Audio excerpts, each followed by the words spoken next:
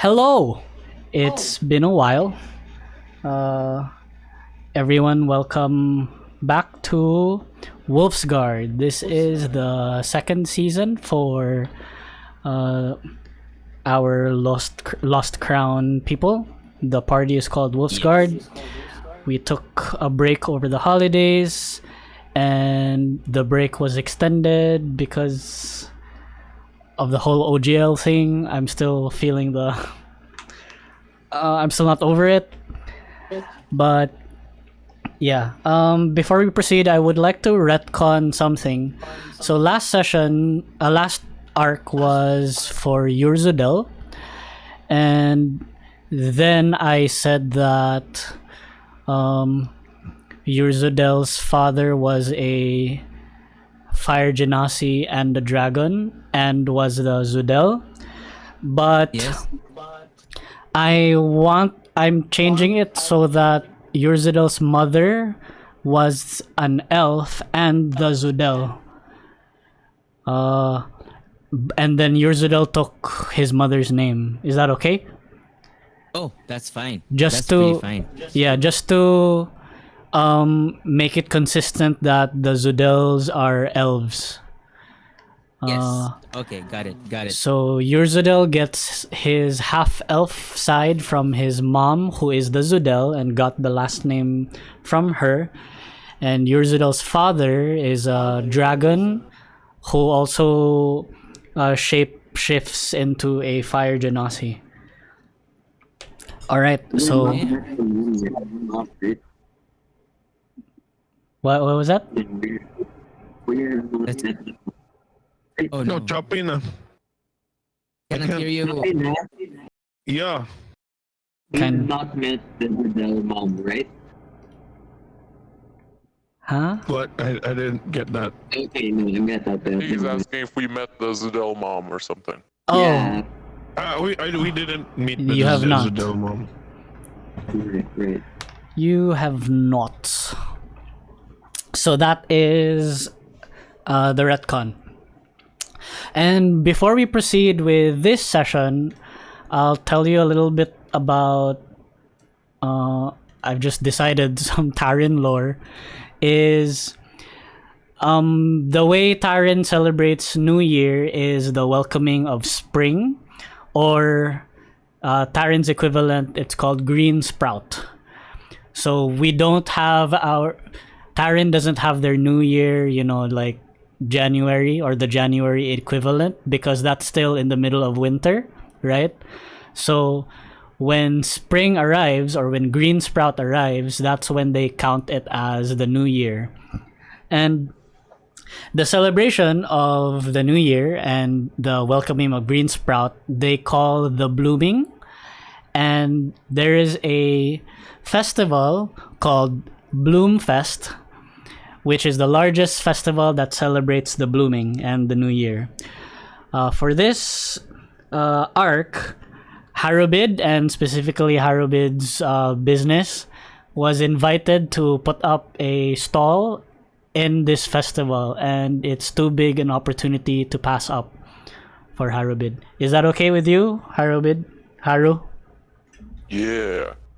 I would like to participate in the blooming. Okay, cool. It's all So, about the money. Haru was invited, and I want to say this arc happens before all the other arcs in this season, because it's really not serious at all. And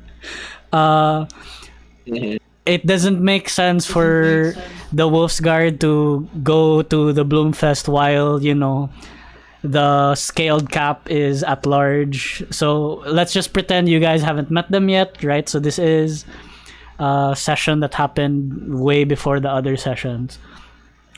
But we'll see. I might change my mind next session. I don't know. But scaled cap. Yeah, scaled cats. All right. So that's what's happening. You guys are on this train headed to. You guys are in the continent of Avalon right now. I want to say you're somewhere between Athendale and Athendor. Let me check the map if that is what I actually What want. kingdom was Kattiana from? Kattiana is from Kattiana's human side is from Athenar. Okay. Yeah, so you guys are somewhere in between Athenar and Athendor, but probably within the borders of Athenar and not Athendor. Yeah, so around this time, the weather and the climate is becoming warmer, and green sprout is on the rise. You guys are taking a train through what seemed it just didn't make sense for you to take the Wolf's Den, your mobile base, because it's a lot of, you didn't want to move it to another continent and everything, right? Okay, so you guys are here on this train, which I should have given a name, but this train is beautiful. It's powered mainly by magic, with a little bit of artifice, the science of artifice, and its cars are made of marble, solid marble. So from the outside, it looks like it's like large stones, marble stones put together.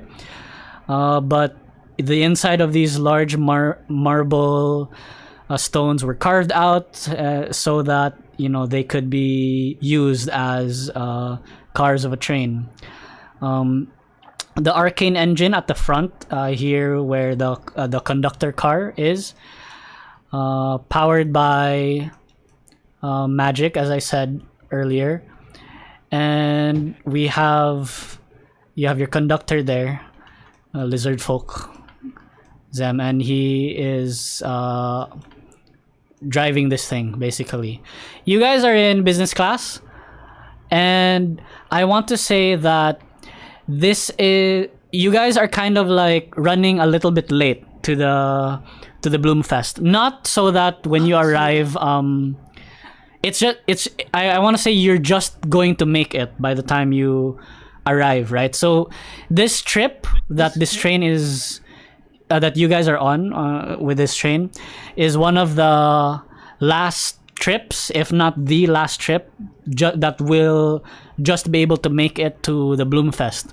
So there aren't that many people anymore on the train because a lot of them went earlier than you guys.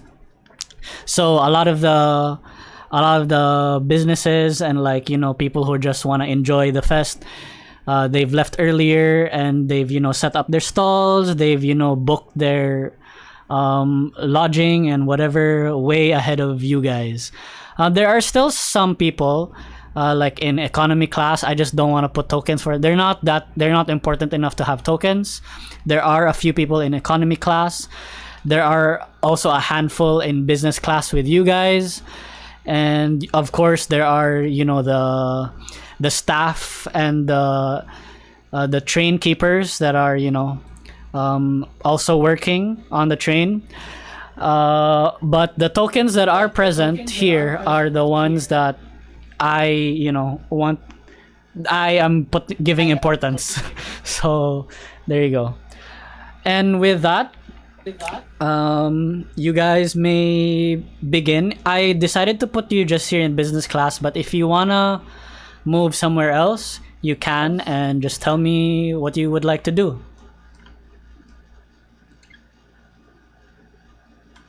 Let me see. Kitchen, galley, dining, gambling, drinking. What time is it? Is it morning, evening?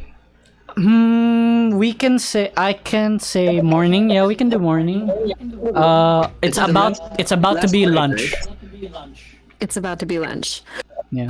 So the last train hits, it's lunchtime? Last trip?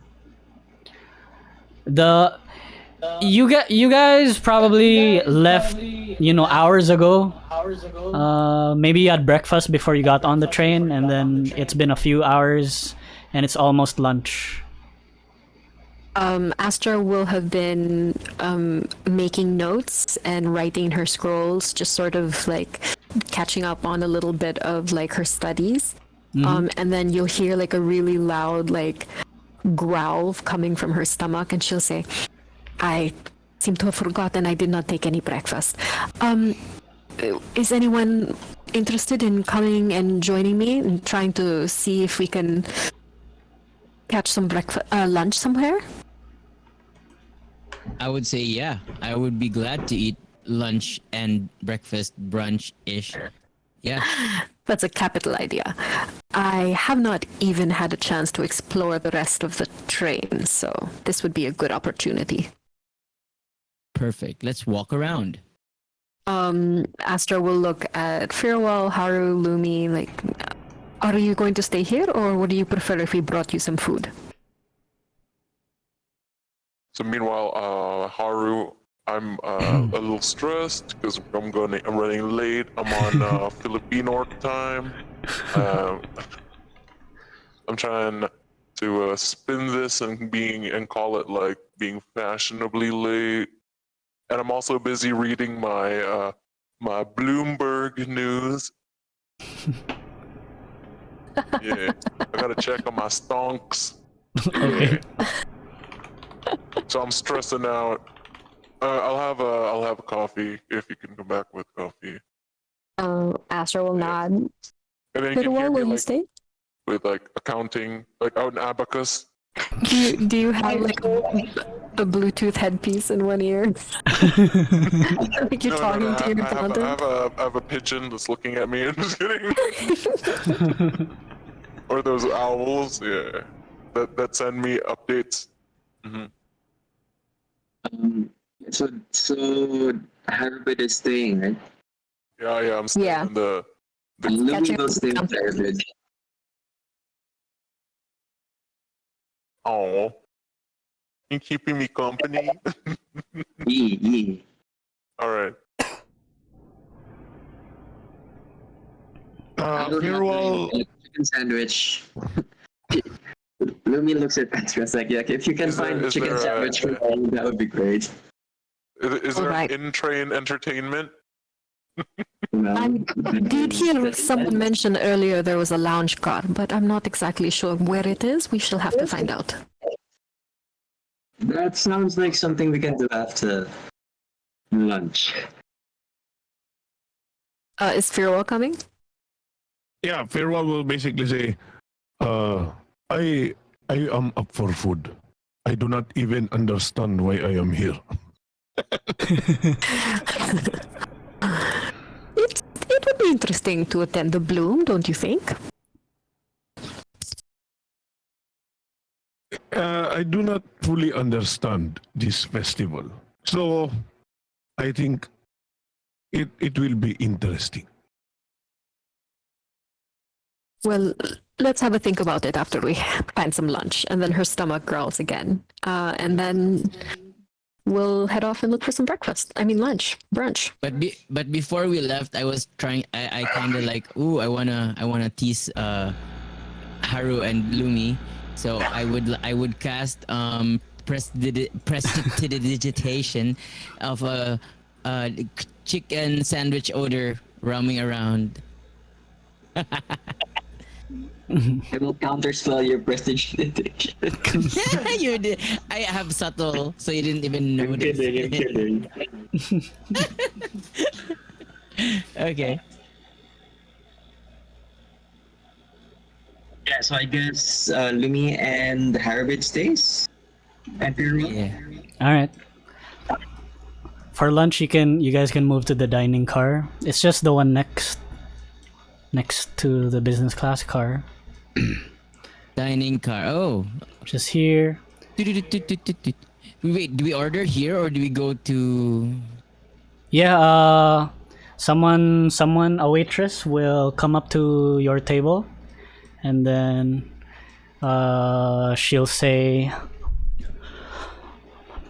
All right then, ladies and gents.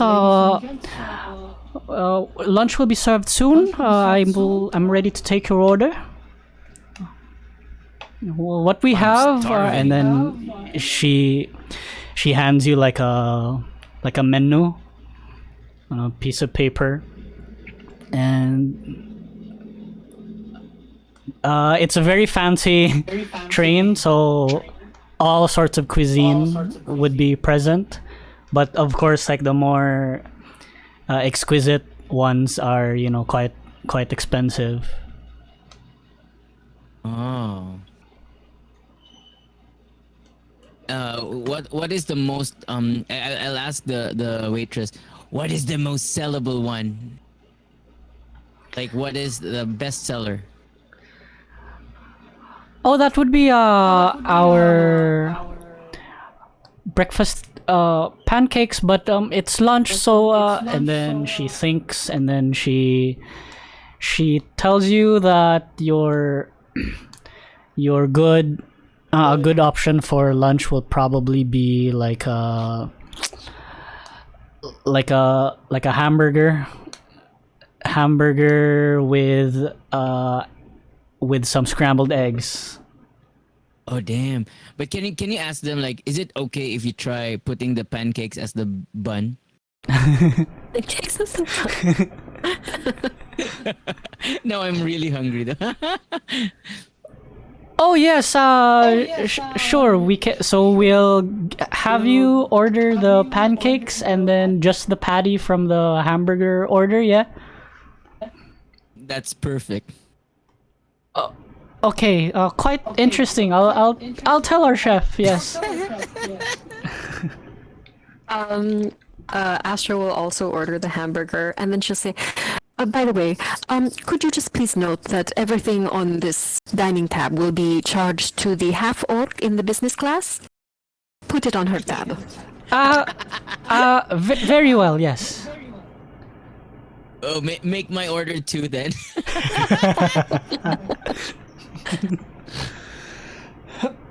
All right.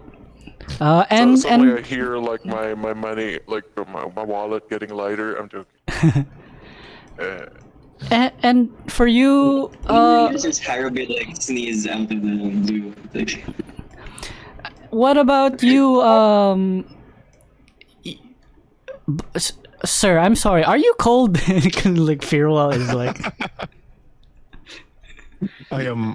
I am used to it. Do you have anything that involves vegetables? Yes, we have various salads. And then she flips the menu over for like the vegan menu. I think I will have a salad. All right, salad for the gentleman over here. All right then, and you miss gesturing to Astra. You haven't ordered yet, right? You just said that the tab is gonna be. Oh, she'll say, I will have how you say your hamburger. Very well done, please. Alrighty, 3 orders. Well, 4 because the one gentleman's ordering 2. I'll come back later. And she goes. While you guys are over there, Fir'ual especially, you can see there are windows on these. What are these called? The doors that like separate each car or something. Anyway. You see through, and then after the dining car is the gambling car, and there are a few people playing pool, and then there are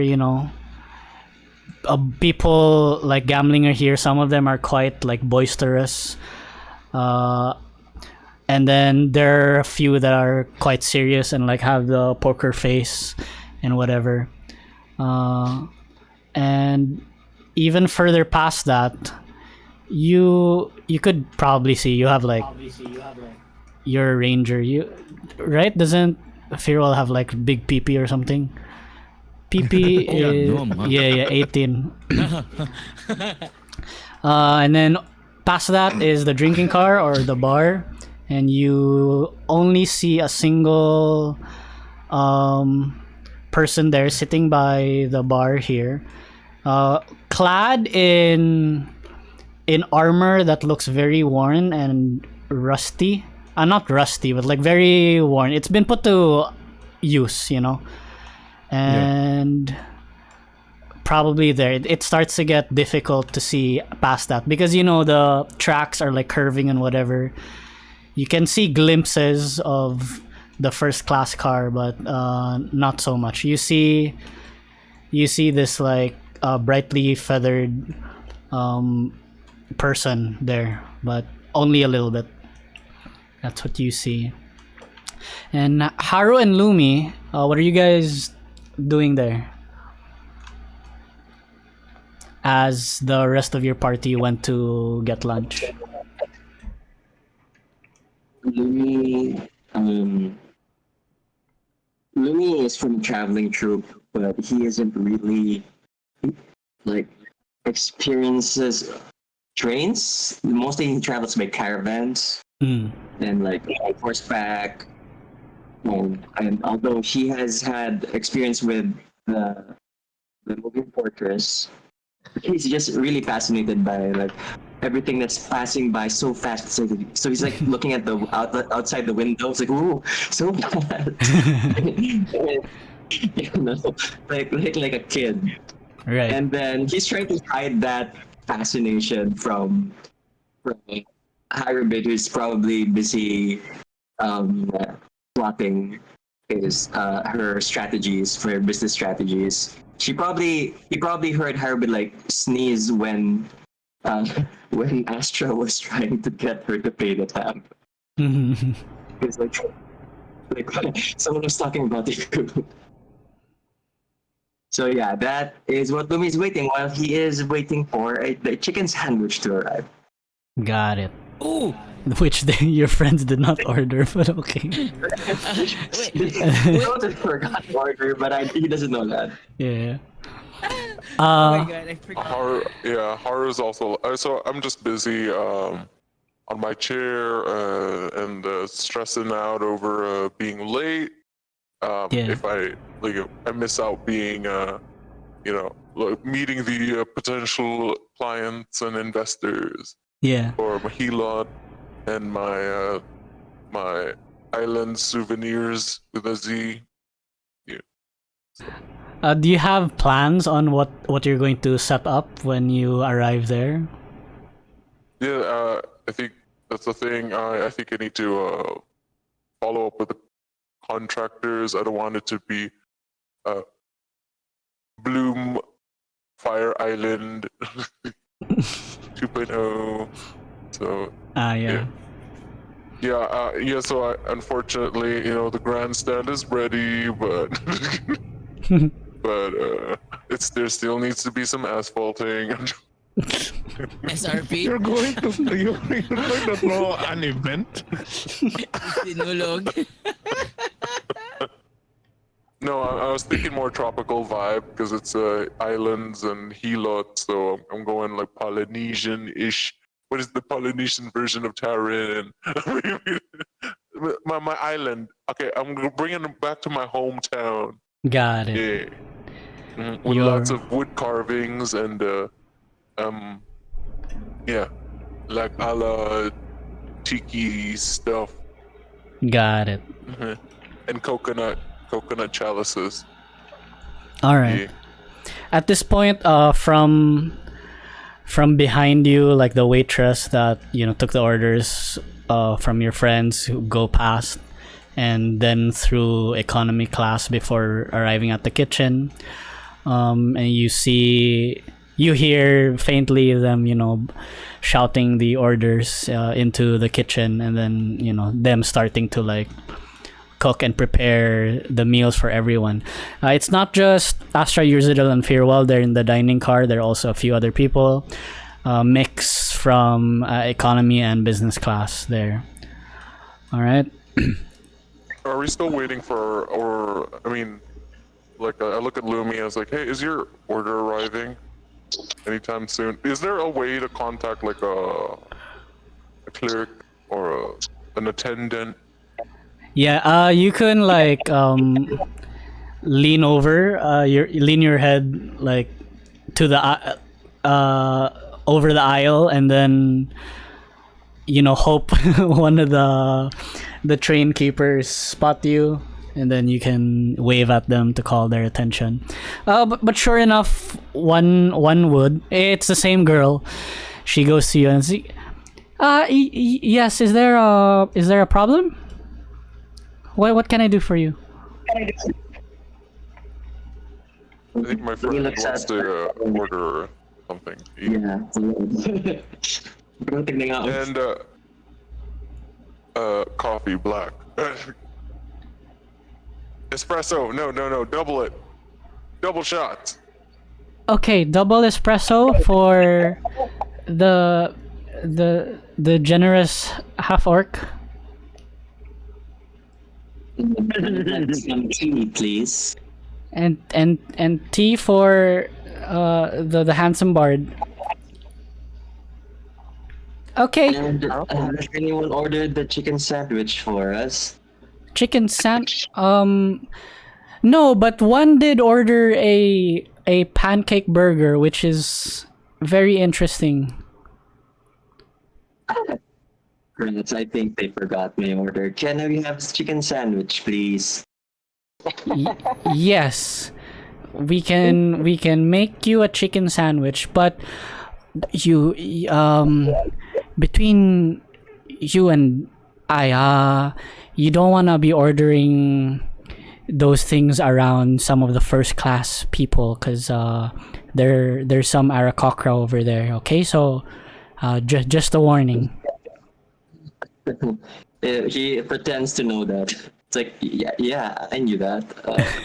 By the way, the guy with like the fiery red Bernie auras will be paying for this stuff.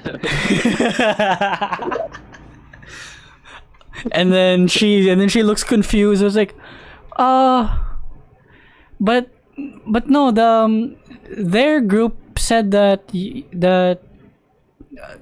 you'll be paying, pointing at Haru. Me? I'm not the one who owns a real estate.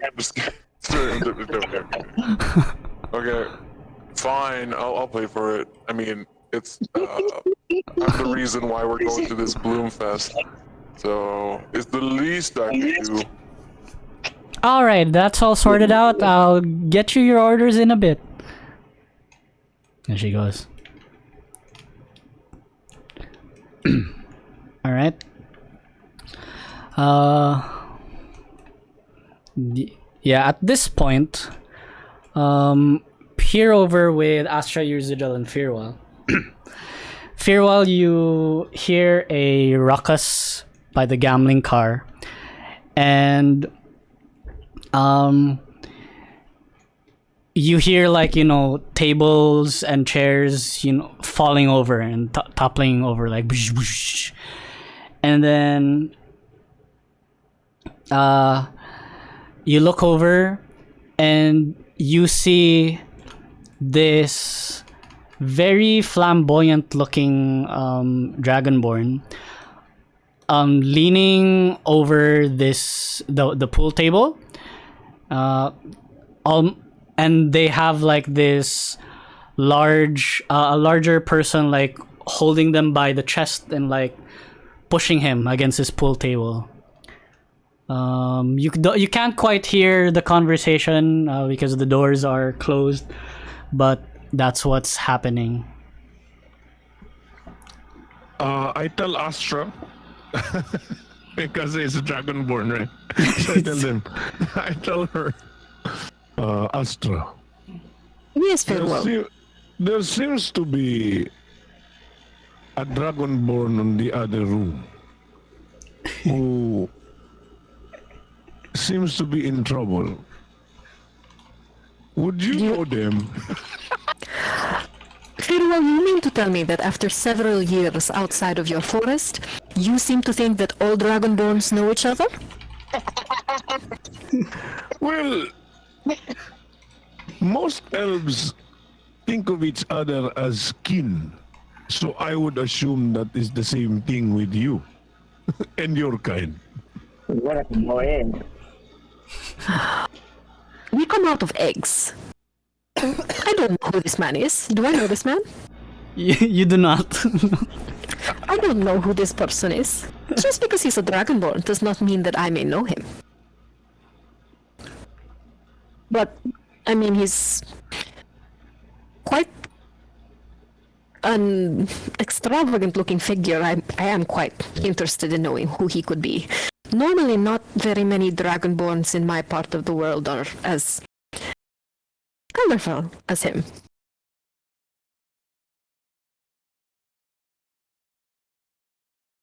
So, do we help him? What does he looks like he's in trouble? He does look like he's in trouble. He is being pushed against the pool table. His lower back's kind of touching like the top of the table already. There's this big guy on him. He's got Okay. yeah, he's got his hands up, and yeah. All right, we're helping him because it's a good person thing to do, not because it's like a Dragonborn thing to do. But all right, let's go. Guys get over there, and then the conversation that you hear is like, friends, I swear I do not know what you're accusing me of, the great Kamtashkmila, cheating, of course not, and I do not cheat, I am very honorable person, and as they're, falling backwards on the pool table. Astra's gonna say, let my brother go. Let my brother... Oh, yes! Sister! Very nice of you to come over and help your brother. Yes, you better watch out, my sister. Sister, tell them I am no cheater. No, not me. So Fir'ual looks at Astra and says, so you do know him. Astra looks at him like play along, and then she'll be like, of course I know him. He is my brother. But as you can see here, there must be a misunderstanding. I am a cleric of Mistra. I am a person of the faith and of the cloth. She'll hold out her symbol, and she will say, there must be some confusion here. Please take your hands off my brother, and I'm sure we can all come to an agreement. All right, you do that. Let me just put a token. So this guy is the thug. And then Kamtashkmilad is like, you see, my sister, she, you don't get your hands off me, and you'll go to whatever damned world you're afraid. Anyway, and then the grunt that's holding Kamtashkmilad is like, if she's really your sister, why aren't your scales the same? That's offensive. You can't just ask people why their scales are different colors. No, but isn't it supposed to be that way? Like, your scales are supposed to look... Look, you know what? That's pretty bad. You can't just say, why is your skin like that? Why do you have to make it about skin color? Okay, no, I'm not the victim. No, you're not the victim here. I am. This guy, he cheated in our game of poker. I know because I was counting. No, I wasn't it's because his hand had like full royal flush, but. Hey, can I insight check him to see if he's like telling the truth? Yeah, sure. I was a 17. Inside check too. Okay. Astra's gonna say, you know, Dragonborns are already a minority in this part of the world. That's why we need to feel that's why the pressure on us. You know, it just feels like we are not the diverse culture that people say we are. The fuck, man? And then Astra's gonna start crying. Oh no. But this is deception crying or okay, please roll deception as well. However, with your rolls, you can tell that the thug is really telling the truth. Like he firmly believes that Kamtash Milad is cheating or has been cheating. She's gonna roll deception, and then she'll kind of like look at Fur to sort of like try and help her. Sure. Absolutely. 19. Deception. Ooh. Yeah. It's just so hard to be a Dragonborn, and then people attack you based on the color of your skin. It's not our fault. And, now like other people at the other table saying, "Hey, let the fucking Dragonborn go! What the fuck? Go back to your fucking seat and play." And then the other goes, "Yeah, you better sit down. You like we don't tolerate any of this racial nonsense over here." And then the thug is like, "What?" And he raises his hands. It's like very well. The thug is the thugs and the people playing are human, right? It's a mix Are of they? races here. Okay, No, okay. not mainly human. But the thug that was holding onto Kamtash, I want to say, he's probably one of the bigger races. Maybe like a Minotaur or, you know, quite big, because you know Dragonborn are on average big as well. So for one to be able to push Kamtash Milad Yeah. against so quite a bigger race, this guy. So yeah, So the guy backs off. he backs off, and Kamtash Milad turns around, and I want to check Astra's PP Hello. also. Astra has 19 PP and Fir'ual has 18 PP. He turns around, and then his hands were still upright, but as he turns around to face you, he like puts his hands down, and then you see him like pocket some like cards. And then it's like, sister, thank you very much. My sister Astra, yes, Astra, and I didn't introduce my name to you. How do you know what my name is? oh, because your other friend there, he mentioned it earlier. Astra will look at Fir'ual, and then she'll whisper to Fir'ual, I'm not sure if we may have saved the right person. What should we do with him? And then Fir'ual would just say, "I did not mention your name." Oh dear. Astra will say, perhaps you should join us back in the dining car, brother. You will treat your brother to a meal, yes? Astra will kind of like Actually, if it's all right with you, I would like to sit down at the drinking car. oh no, I insist you come join me with my friends, dear brother. And then she'll put her hand around him like really heavily and steer him towards the dining car. Okay, sister. All right, close there. At this point, your meals are there. Ur'zudel probably would have started eating if you would like. And Astra will introduce Ur'zudel to this person. Ur'zudel, this is...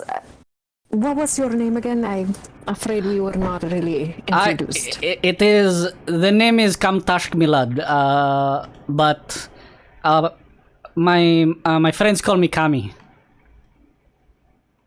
Oh, and then I said it with food filled mouth. Unilad. Nice to meet you. I'm Ur'zudel.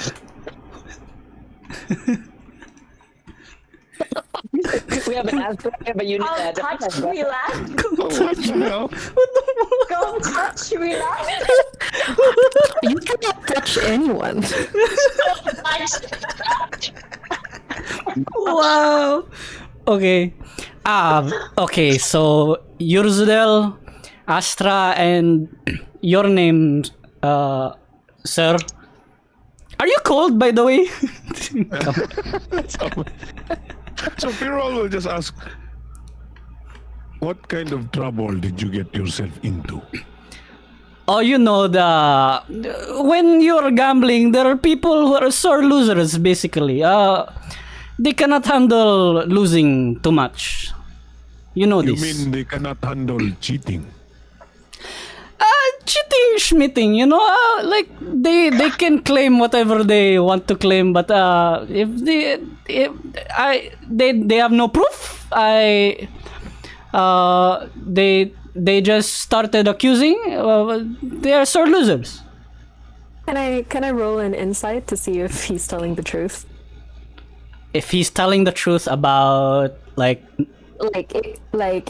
if he thinks that if I think he's lying about it. Like, I it's guess not cheating. I want to know if he really cheated like with maliciousness, like I really intended to steal this person's money, or just I played with him and wiped him out. Sure, you can roll insight, but from like a very base like observation, he seems like not like guilty at all, you know. Okay. Oh, with the 14,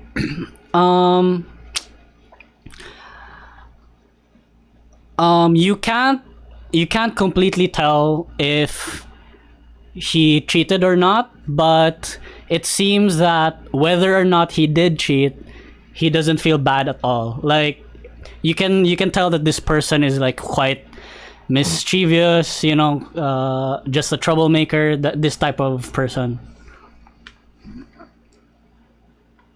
So Okay. Fir'ual will just outright tell him, you seem to be a person who lacks some kind of honor.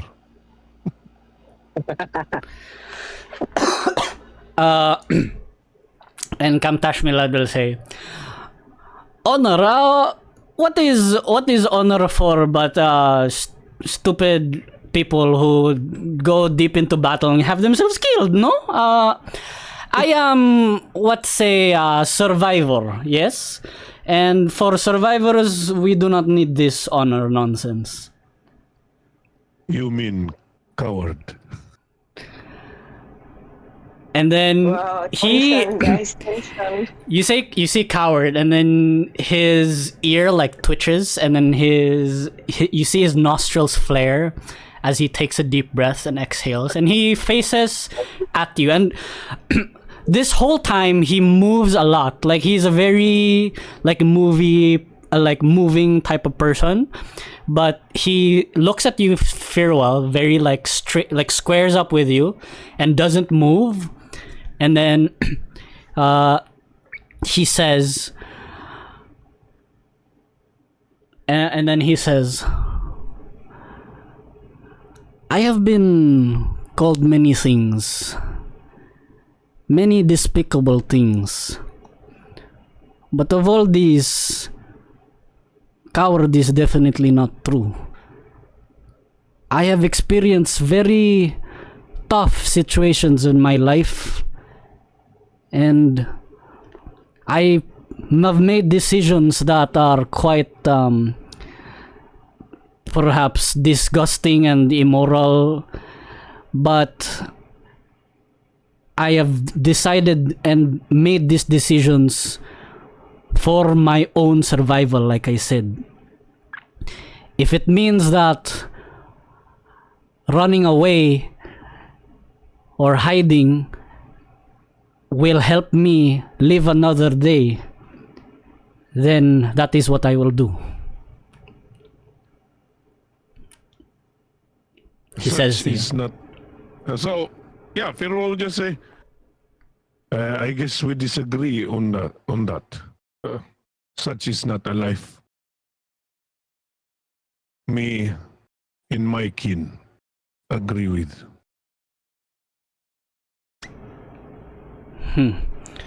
Then it is good thing you and I are not kin.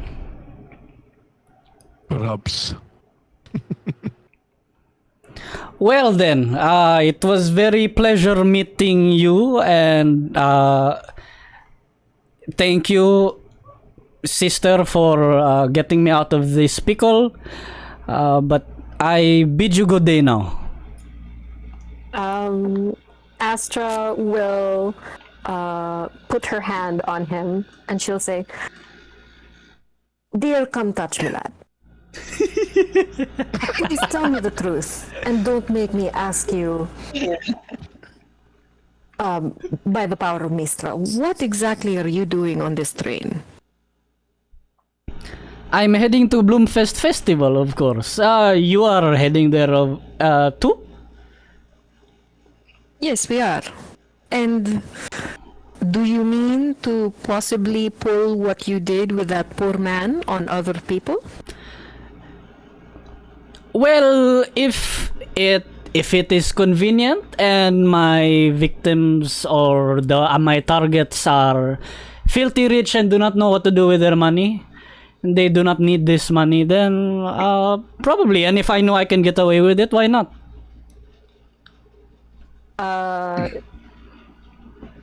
She'll put her hand on him and she will say, "I cannot convince you to change your ways in one conversation, but I do beg of you to please behave while we are on this train. For my sake." Because you helped me earlier, I promise to be on my best behavior for the next 12 hours. Can I insight him? Sure. Yeah, 13. 13. He just seems like he's negotiating. You can't sense any like malicious intent. Like it's not like you cannot sense that after the 12th hour he's gonna do something terrible. Okay. He's just negotiating. Astra will look at Fir'ual and Ur'zudel like in a look of like, do we let him go?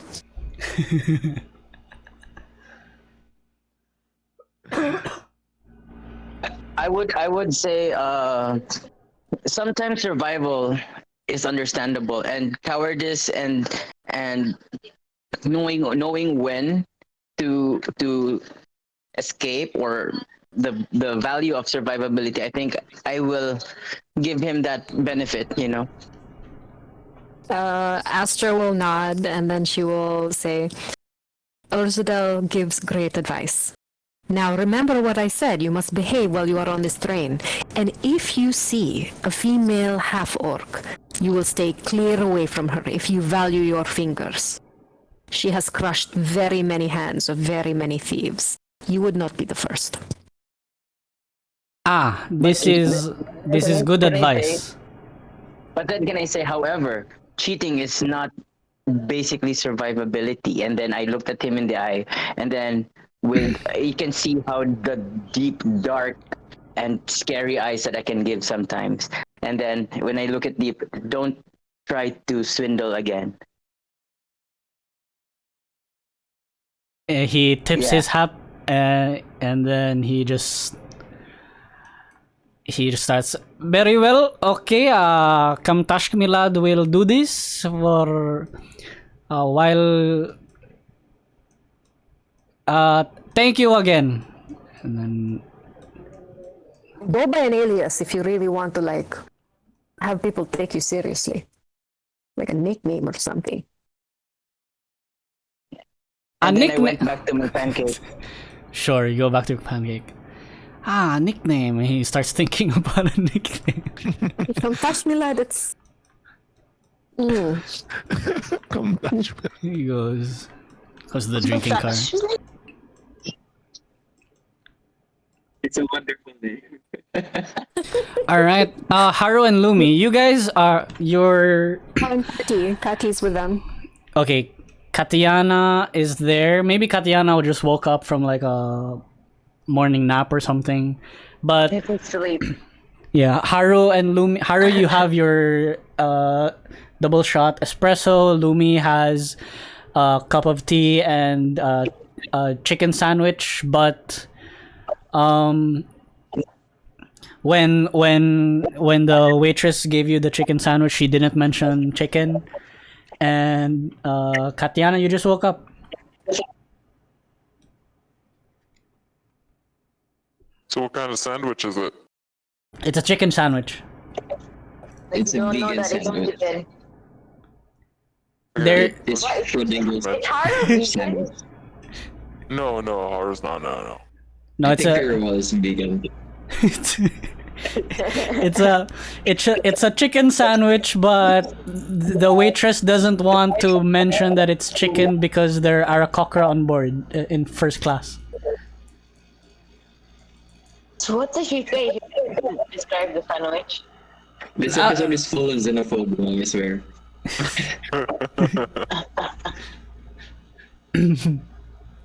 I'm sorry, where are we guys? We're on a train? Uh-huh. Yeah, we're Yeah, on you a just train. woke up. Hey, well, good morning, Kattiana. If you're hungry, there are people in the dining part. Or you could order here. We'll order. What? Who's having the espresso? It's not Yeah, coffee. I'm having double shots. I want one of that. Where'd you get that? I want that. Lumi looks at Harabid and sees if Harabid's still busy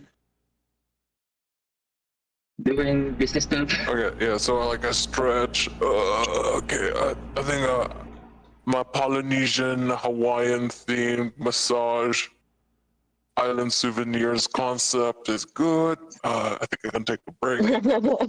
What say you, Lumi? And Catty? Yeah, I could go for a walk. And Lumi looks at Kattiana, who just woke up. And how about you, Katty? Yeah, I mean, I'm refreshed. I just woke up. Let's do it. Where do you Where are we guys going, want to guys? go? Where are we going? The kitchen was that way. Do you guys want to go that way? Wait, What do you this have in card mind? is You want to explore? You want to get to Lumi something in likes the his best kitchen or food. go to the dining car where everyone else is? Well, Lumi, I know trains. You know, this is nothing new to me. I just want to walk towards the You back. want to get check some it out, dinner. don't you? I totally do. I totally want to check it out. All right. I'll give you a tour. This isn't my first train. So yeah, I guess we walk to economy class. This is where people who don't have businesses. What? I guess That's they how have you a a describe it? destination to go to. Just kidding. They can pay for rent or something or for food on the table. Should be fine. Yeah. What do you say? Maybe they should be mercenaries or guards or something. I don't know. They have some decent clothes, I guess.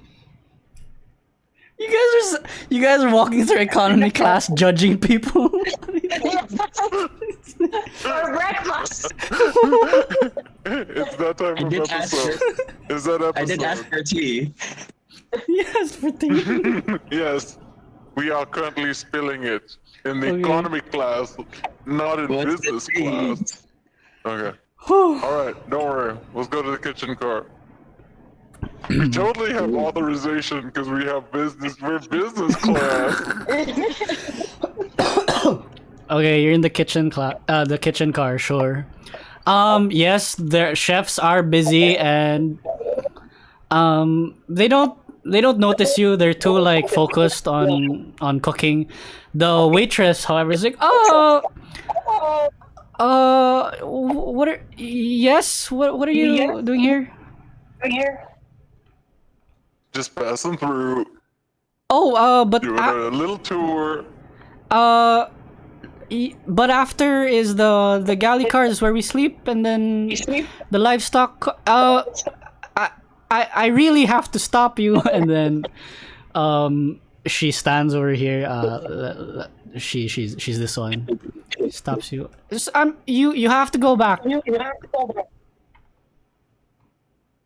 It's just a few beds. Don't worry about it. We can go through. No, you really can't.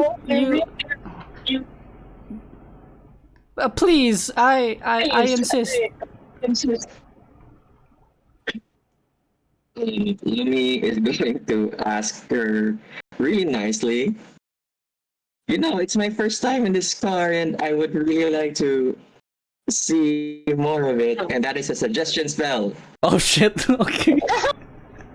Oh, yeah, okay, good, because I was Is he a gonna spell and a intimidate her. waitress? So, yeah, it's a good idea. Okay, suggestion spell. She's probably gonna fail it. Like, is it? What's the DC? It's DC 20 at disadvantage. What the fuck? DC 20? Yeah, she definitely fails it. So she's just, bewitched. It's like, oh, it's your first time. Well, by all means, yeah, we want you to like know more about trains and everything. Go ahead. After Hey, you. we'll give you a 5-star service. Thank you. Come on, Caddy. Stop eating the food here. It's not finished. The economy class is eating it. Go ahead. Ew. He's so...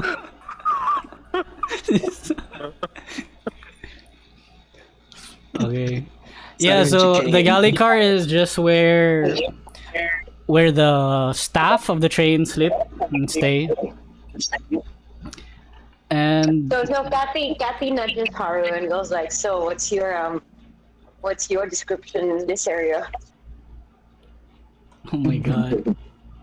Tiny beds. I won't fit in it. That's why I don't work here.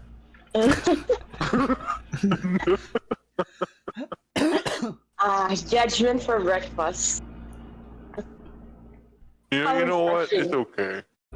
You know, everybody starts somewhere, right? True. It's true. Alright. So what else is in this train? What can we look around, poke around? Oh, I don't want to poke around other people's belongings here. I'm still a paladin, even if I am into money.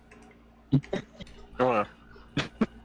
What did I miss? Leave the money to the other. They We gotta go to the other. Lumi casts a suggestion spell on the waitress who tried to stop them from going past the kitchen. And now we're in some shady ass like motel car. No, that's where the staff sleep. You guys Doesn't are. smell like- no, it's not a motel. This is where the staff sleep. It's okay. Oh, so No, this we're going through the back doors. yes. Let's go, Kattiana. Is this the end of the train or? No, after that, if you keep going forward, it'll be the livestock car and the cargo, and then the conductor car or the engine. Sure, why not? Oh, nice. Like a Come on, petting Kattiana. zoo. Let's go. Oh my fucking god. It's a petting zoo. Let's go. Okay, here in the livestock car, these smaller, what are they called? Stables. They're, varying horses and like goats and sheep. And these larger ones, so Tarin is put here. And beside Tarin is, I want to say, beside Tarin is a bear. Why not? There's a bear here.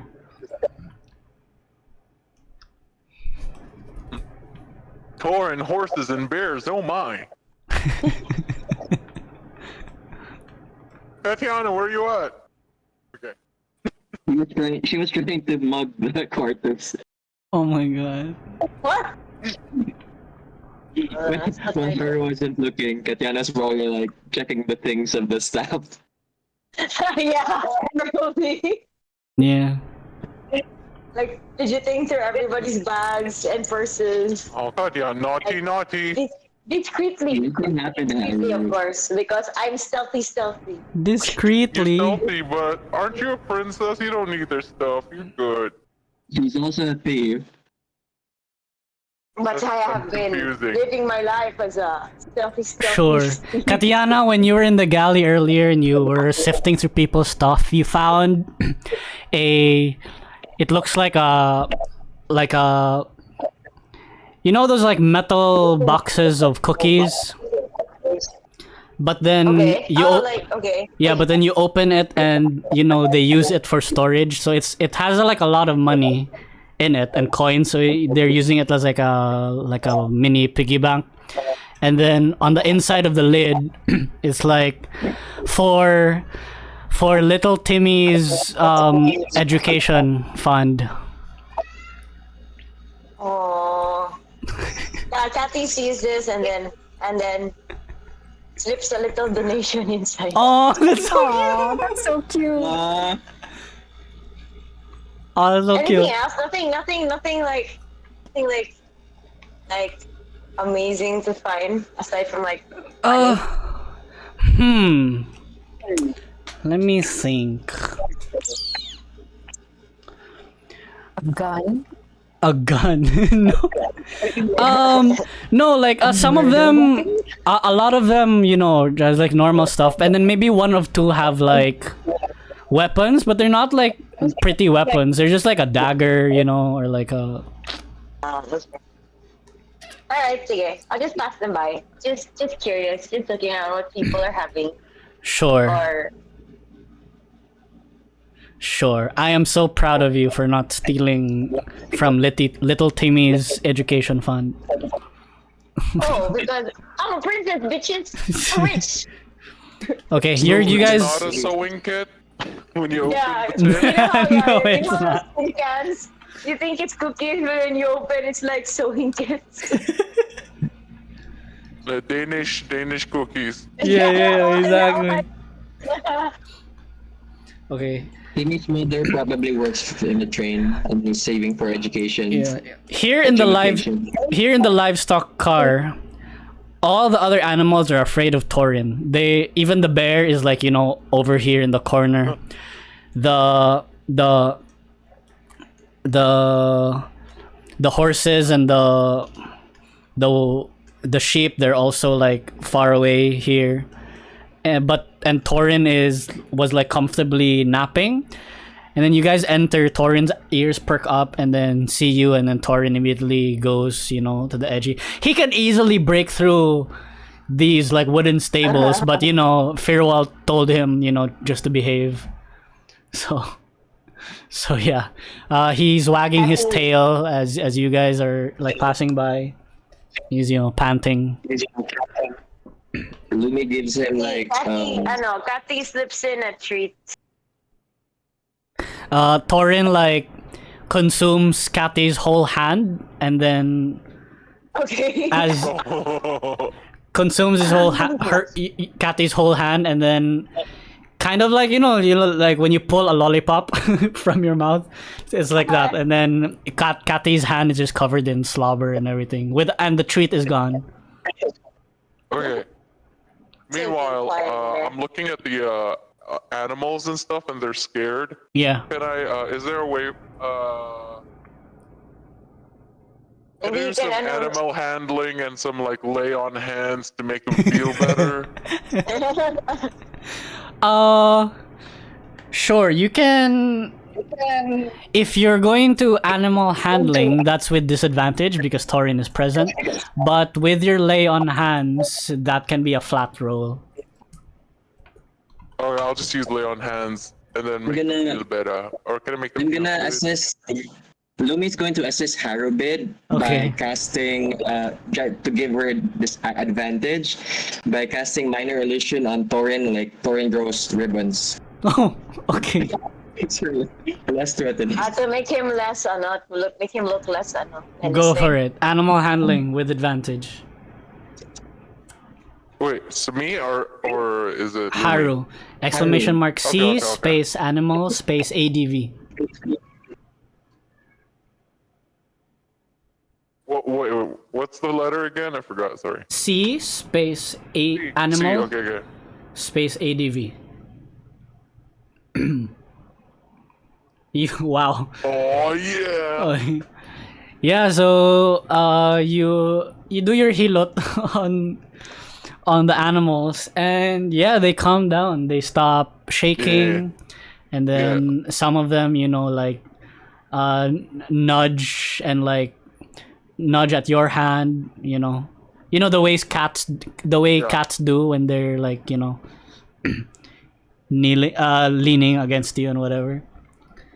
So the animals have been calmed down, and Tarin looks adorable. Oh, and then so I realized this could be another business venture. A pet massage. Okay. Pet spa. Pet spa. Oh, like one day. And with that, we'll get back to you later. All right. Your Fir'ual, Ur'zudel, and Astra. How do you think the meals are? Can you describe the food? how you find them? Astra ordered a well done burger, so it is like almost burnt, and she's very happy with this. So there's no flavor to it other than char, but for her it's a very fine char. Wow. Okay. You like the burnt. Yeah. Fir'ual, you have the salad. Yeah. Basically, Fir'ual talks to himself and says, tastes like home. Oh. Okay. And Ur'zudel had the pancake burger. Wow, pancake burger. DJ is muted. Maybe he doesn't realize. Okay, he's speechless. All right. Ur'zudel. You guys are finishing up your food, and then from the gambling car, stomping, are these two figures. And Astra and Fir'ual, you're seated here by the aisle, right? This person like just bumps you and like doesn't give a shit, right? He bumps you, boosh boosh, and then this second person is like, I'm sorry about that. Sorry about doctor. Wait, and this person up front is like, like cursing in Elvish, but he's like fucking stupid or fucking just cursing in Elvish as they're making Doctor, oh my lord. yeah they're making their way up.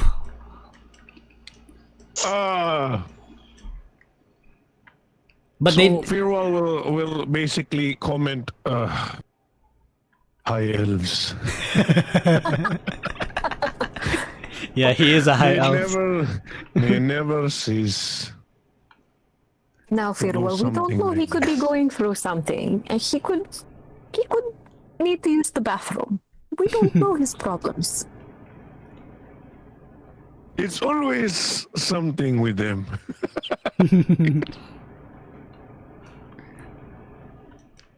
Yeah. But yeah, they continue go up. They go up to the kitchen actually, and Okay. But you guys are finishing up your meal. The waitress comes back. They come back. Let me get that because it's. Oh, actually, it might be too late to retcon. So I'll say the waitress who was gonna go to your table and collect your dirty dishes gets stopped by these two people. Well, this person. And Fir'ual, Astra, Ur'zudel, they're in the business class car. You see the high elf berating the waitress. You can't hear the conversation, but it seems like a lot of cursing. It seems like a lot of anger, right? and the waitress is just, you know, because they're staff, they can't do much. They're just, you know, taking the heat. Yeah, so Fir'ual looks at Astra and says, "You see what I mean? Just when Sataniel tries to prove me wrong about them, there that man, he does those things." All right. In this case, you're right. He is an asshole. Perhaps we might need to again step into another car and try to calm the situation down. I don't mind. They did make very delicious food. Yes. I will feel sorry for that kitchen lady. Oh yeah, we'll go and see if we can help out. Sure. You guys go. Let me move them so you guys have like space. And the things you're hearing, Fir'ual, in this is in English now because the waitress isn't an elf. The high elf, he says, okay, let me get the accent. He's supposed to sound like posh and whatever. You fucking stupid halfling, you didn't get my food right, and then, you know, starts complaining about how his food is, you know, a little too salty and whatever. And then he's holding his meal like on the plate, and then he's just about to like spill the plate on her.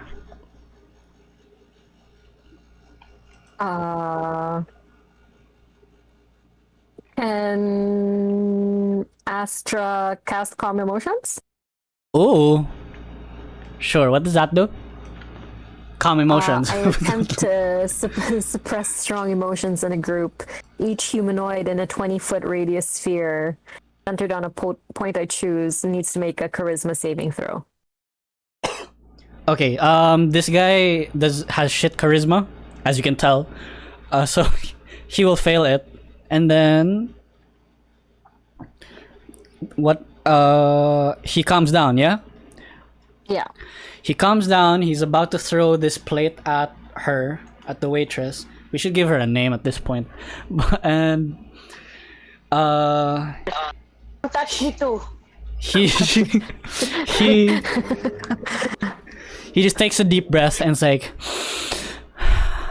well, if you would be so kind as to take my plate and go back to the kitchen and cook me the meal that I asked for. And then the waitress, you know, is tearing up at this point, but she takes the plate and say, yeah, yes, okay. And then she goes. She goes, and then the high elf turns around and then looks at the two of you, and then he says, oh, the service in here is ridiculous. And then tries to like get past you guys. What do you guys do? I'll wait for Fir'ual's cue set. Yeah. So Fir'ual will look at him and he will say, well, what do you know? You seem to have learned some manners. He sees you, Fir'ual, and then speaks Elvish to you, not caring whether or not like Astra will understand. He speaks Elvish to you and then says, well, yes, manners, of course. We are, as you know, we elves, we are, you know, trained and like taught good etiquette and manners and everything. And like you said, the manners here is just disgusting. These people, they like look at this person, for example, blocking my ways, like gesturing to Astra. It's like, clearly I want to get past her, but she clearly doesn't know, you know, how to give way to, you know, people of higher stature. Is he taller than her? He is not. Astra will raise an eyebrow. Astra speaks Elvish. No, but okay, fine. She'll just loom menacingly. Okay. But I think the way he spoke about Yeah. her, she Yeah, probably- he's not discreet about it at all. He's very snobbish. He's very like obvious with everything. But yeah. And Fir'ual will shake his head towards him and says, "The only manners that are problematic here is yours." You're speaking in Elvish or Common? Common. Okay. He looks visibly shocked and then he goes,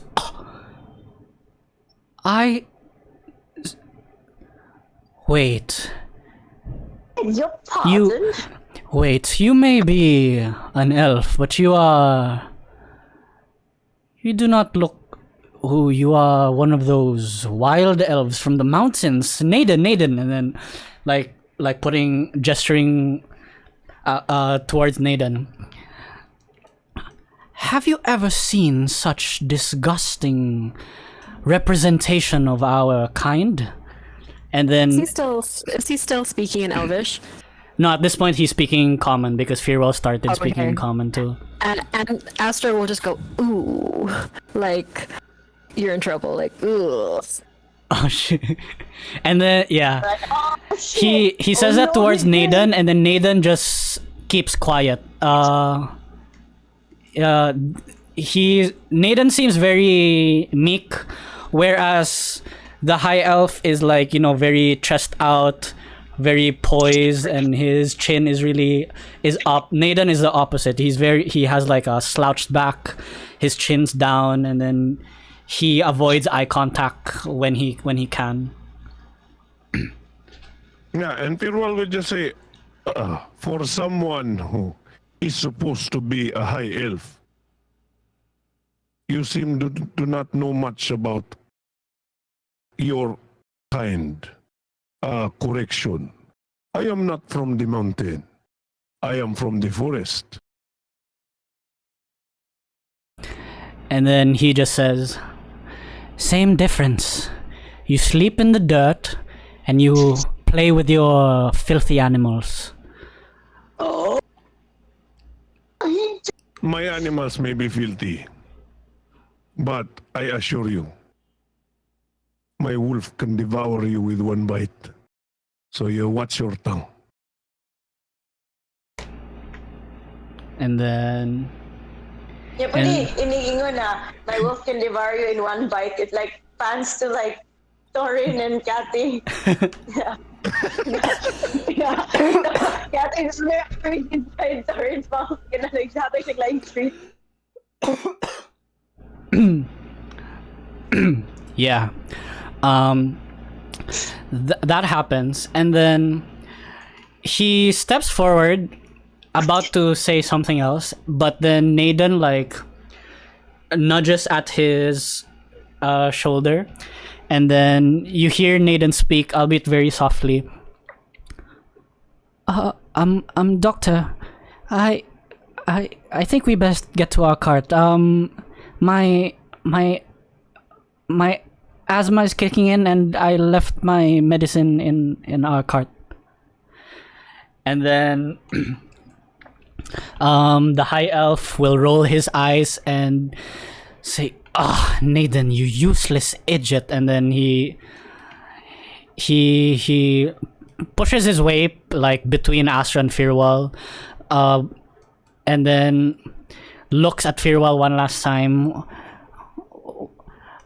And then he will say, I would say that it was a pleasure meeting you, but really it was not. Do you say something back before he leaves?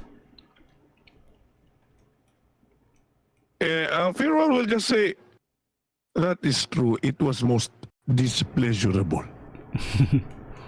All right, and they leave. They start heading back to first class.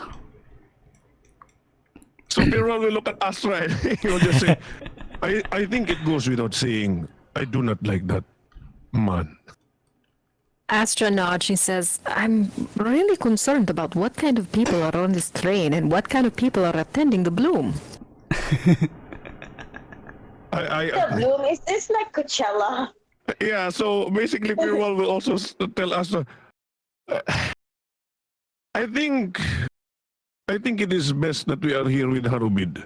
It is clear that our friend needs our help going around these festivities. Astra nods and she'll say, come, let us collect Ur'zudel and find Harubid.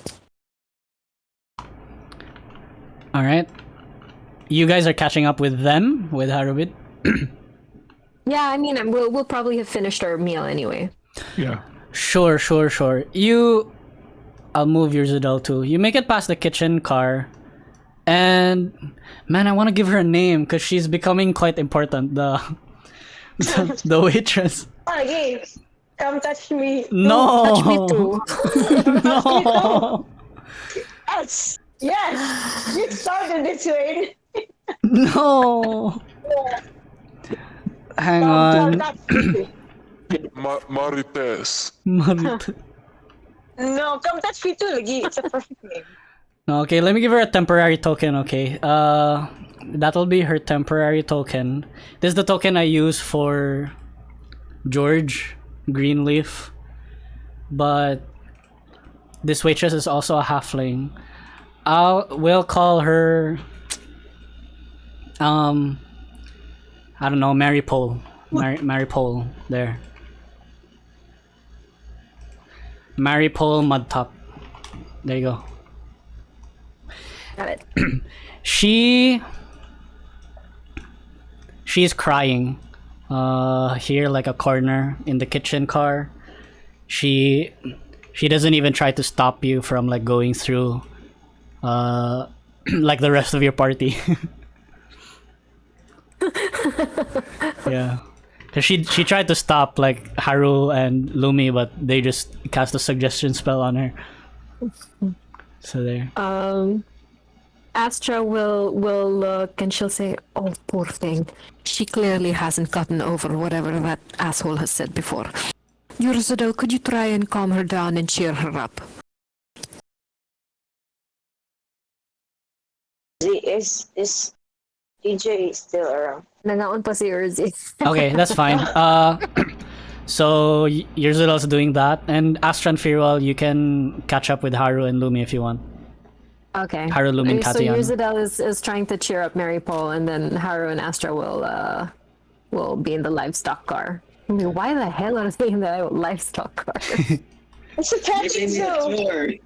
Yeah, you guys pass by the galley car, and then you see this like this tin box for cookies, and it seems like it's filled with a lot of money now. No, Did they open the tin can cookie too? no, because earlier Kattiana saw it, and then saw that a label that said, "Oh, it's for Little Timmy's education fund." And Kattiana donated some money into it now. So I imagine that it's like it doesn't even close. There's just like gold like spilling from the sides. Wow, benefactor. Sponsor. Yeah. So you guys are there in the livestock car. Fir'ual, you're quite shocked to see Tarin looking quite fabulous with ribbons and his fur has been curled, you know. It's glistening. Yeah, his claws Beautiful. have like, you know, are painted red. Yeah, so Fir'ual will just say, it is nice of you to visit Tarin, but what happened to him? Is this what you people call grooming? Kathy just like looks at Haru suspiciously. Doesn't say anything. He looks like between Uriel and Haru, like. I gave a free service for my new business venture. Kuha na siya, Haru ka ng trial. He looked for dogs and cats and wild animals and bears. Okay, he looked for everyone. Petting zoo. All creatures deserve. Great and small. No prejudice here in Haru's. Pamper yourself. What are you going to call this new business venture, Haru?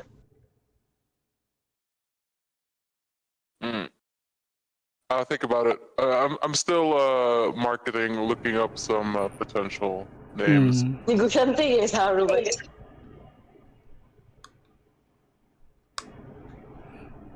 All right. What's your plan, guys? You I call wanna it the parlor. the parlor? That's great. I love it. That's great.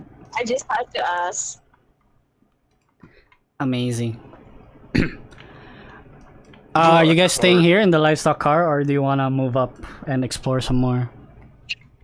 That card after the Yeah, Fir'ual will tell Haru, Kattiana, and Lumi. You missed some very interesting characters. Ah, great. I think you should Oh no, tell us about it. come with us so you will be well acquainted with the type of people that are here. Are they going to the same event? Are they going to the Bloom Festival? Yes, and I think you should be very well aware of the type of people that are going to that festival. I do not. We just went that way. Yeah, I do not like. I tell you, I do not like some of them. They are very problematic. We don't need to like them. We just need to like their money. And I would just say, I think you should stay away from one of them. He is going to get your money. Oh, like, wait, is this really an episode of Prejudices? Because let me guess, half elf. I'm joking. No, he's someone you call come touch me lad. This episode is totally Pride and Prejudice because like there's a prejudice of race and then class. For someone in first class, he doesn't seem to have class. My God. So I think we should go there. That is like, come touch me, lad. Interesting name. He sounds like a big con. Touch. Oh my god. Okay. So you guys are going to the drinking car? Or I don't know. Are you okay, Lumi? Do you wanna? Are you done? Are we still allowed to go to the cargo? Lumi looks visibly torn between continuing his train Dora adventure train episode and looking for this less interesting characters. I mean, a train versus some prejudice characters. with their elf interest in mind. no, Lumi makes a good point. It's like, why would I want to hang out with? These people that aren't nice. It's just you actually train. Yeah. So yeah, what do you guys decide? I actually want to get past the livestock and see what's on the other one. Let's go, Kattiana. And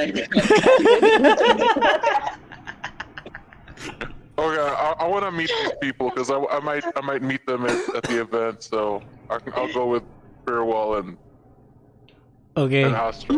I think Then you Haru can will go- go where the money is, you know.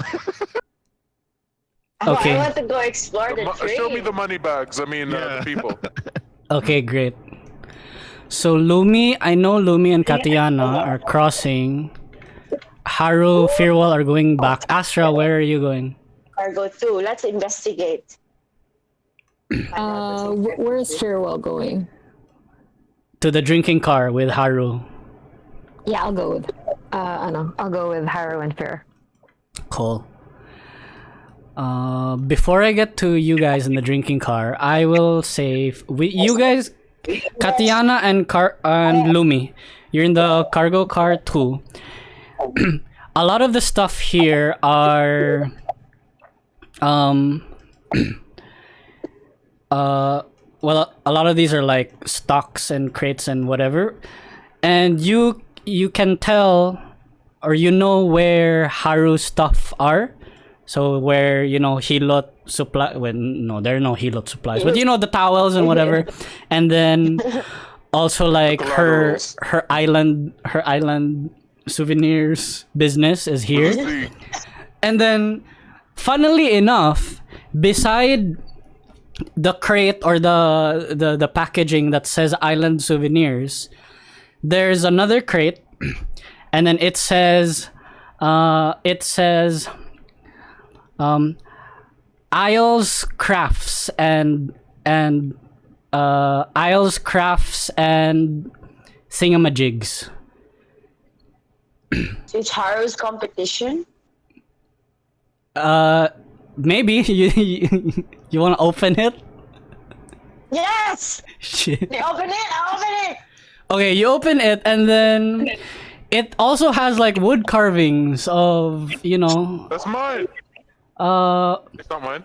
Oh, sorry. Does it Sorry, look no. uncannily like Haru's? Yeah, they look like you know, imitations of island souvenirs. Sorry. Oh! Whoa. Lumi over! Kathy calls Lumi over and goes like, Lumi, look at this!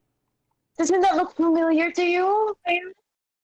Yeah. He looks at the Kattiana and says, "I'll pretend you didn't see you open that cargo." Yeah. And then, The imitations like look jankier and they look more fragile than Haru's stuff, but they look mass produced. So where Haru has like 1 or 2 crates, the competition they have like, you know, 10. Is there? Wait. Because Haru is Kathy, handcrafted, right? Kathy will like stealthily take one as evidence. Sure. You don't need to roll stealth for this. I mean, there are no cameras, there are no guards or whatever. Yeah. No one's supposed to be here, you know. So Suddenly, when she takes one, it goes. Di ba Mission Impossible and there's modern tech. yeah. So what's Lumi doing? Lumi's just pretending that they didn't see Kattiana. He didn't see me Lumi's like, totally like, I do not see Kattiana like stealing stuff. No, would that's see fine. that I will roll happening. deception so that Lumi doesn't notice. Sure. Also, Lumi does kind of like wants to see the magical spectrum in the room if there is any, so it's just gonna put up anong tawag doon? Detect magic then for. Yeah, you feel the largest magic comes from the front where, you know, the arcane engine is here in the conductor car. So you feel a pull coming from there. Yes, the trains, and then yeah, Lumi's just not gonna stop Kattiana. Cool. And she's like, "Are you done here, Kattiana? There's more things to look at." Is there anything else worth investigating in this cargo car too area? Kattiana's looting. No, there are other stuff for like other businesses too, but Is there anything interesting that it would be interesting for us? interesting for That, you. like the one that looks like Haru's, Yeah, that's Somebody's has the biggest one I think is the Haru's Chinese competitor. So Lumi doesn't see that, they steal it.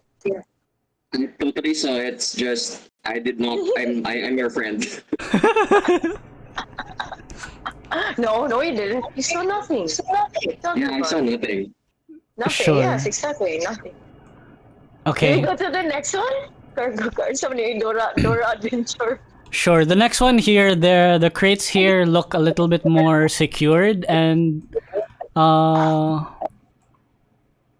yeah, Nothing like is they're. secure from a thief. Nothing is secure from a thief.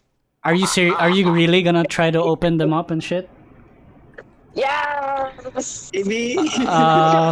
Okay. Okay. Um. Sige, let's see. Please make do I me. roll anything? Yep. Please make me an athletics check. So they're not like sealed by like locks or what everything. They're just nailed. Like the wood is nailed to each other. So if you want to pry them open, it'll have to be with athletics. Okay. What do I? How do I Exclamation write mark that? C space athletics.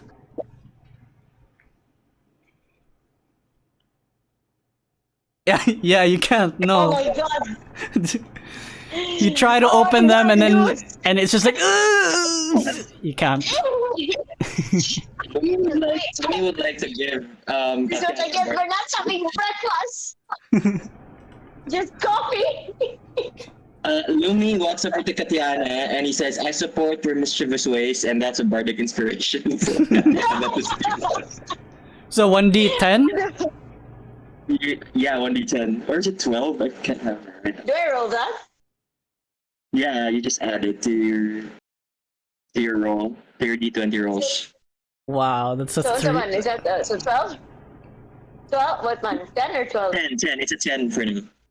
So 12. Yeah. So Exclamation 12 mark. that, like, No, exclamation mark R space 1d10. That's a 4. God. So yummy. Nope. Oh, my rolls are bad today. Yeah, It's okay, no. it's okay. You don't Trying to get a second time. you don't open the crates. They're quite, secure. So yeah. And no magic coming from them, right? I'm so sorry. No I'm sorry, magic Lumi. comes from let me see. There is some magic that comes from here. Some of them are labeled like for the Bloomfest, So these could be like more, I don't know, expensive items that are to be sold at the Bloomfest, or some of them are to be used as like supplies or materials for the Bloomfest. Lumi walks over to whichever crate is shining in his eyes, Okay. his magical eyes. He rolls his sleeves up and says, "Kattiana, this is how you do it." Eh, Oh my god. does he try? And then what do you do? I'm gonna try. Oh shit. Athletics. Okay. Hello. What the fuck? Lumi just. What the fuck? Wow, Louis, I didn't know you were so strong. Lumi struts like his height's tall, and then like she gleams a smile, like then flexes and stuff. Okay. Shit. Okay. You open a crate, and inside is shit, I'm gonna make up an item here. It is a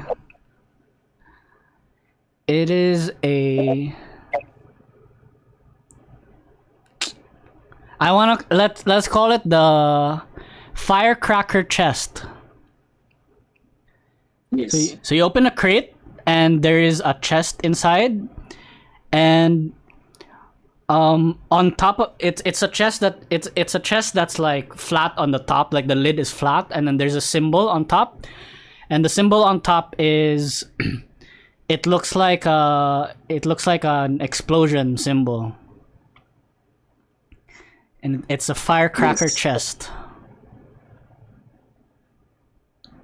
Kattiana, Kathy you wanna take stealthily takes one.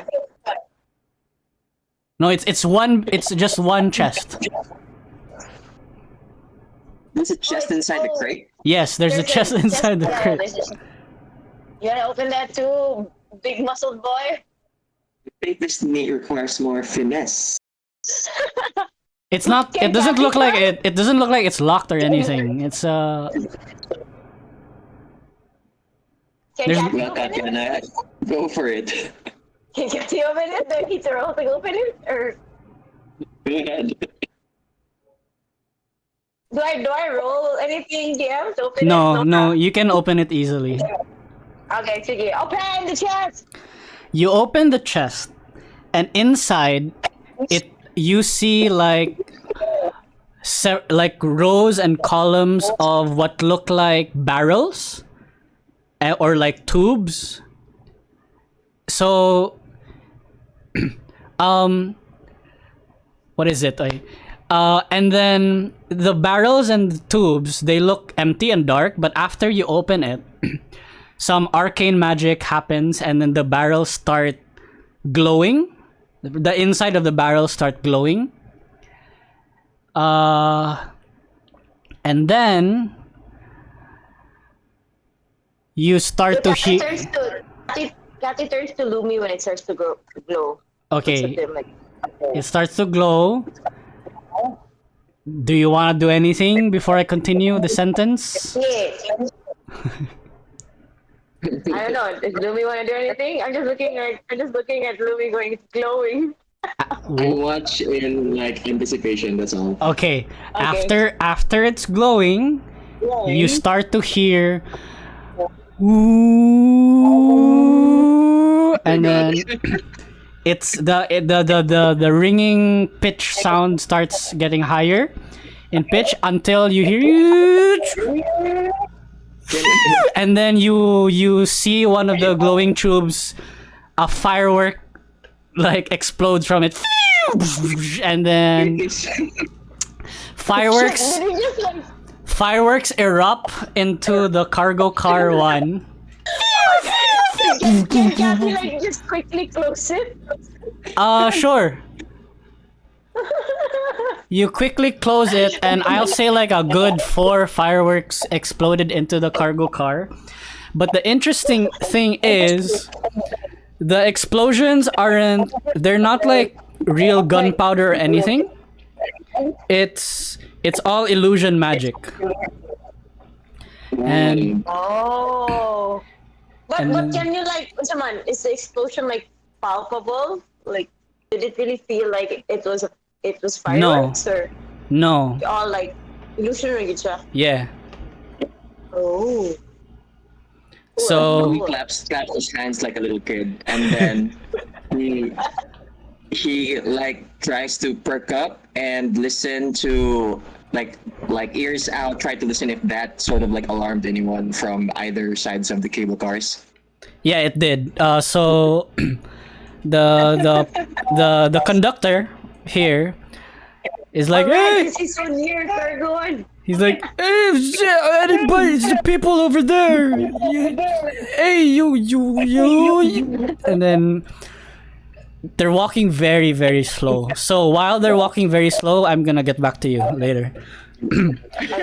You guys here in the drinking car, come touch. Oh my god, I cannot. It's in my head now. Come touch me, lad. But come touch me, lad is over here. He's behaving like, you know, what Astra and Fir'ual told him to do.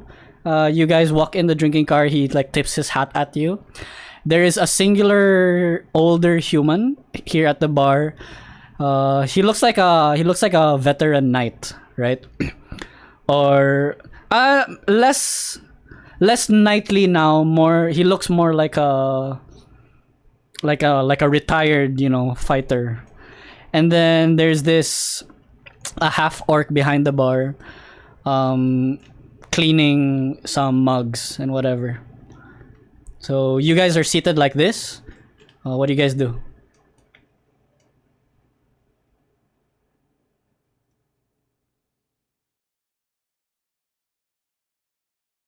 Fir'ual will say, Harubid, why don't you introduce yourself to the knight over there? While Fir'ual saying this, Astra will give a look to "Come touch me, lad." Like, don't you try it. And then she'll do like a motion, like with her hands, like as if someone's gonna like, as if one hand is like hammering the other hand. Right.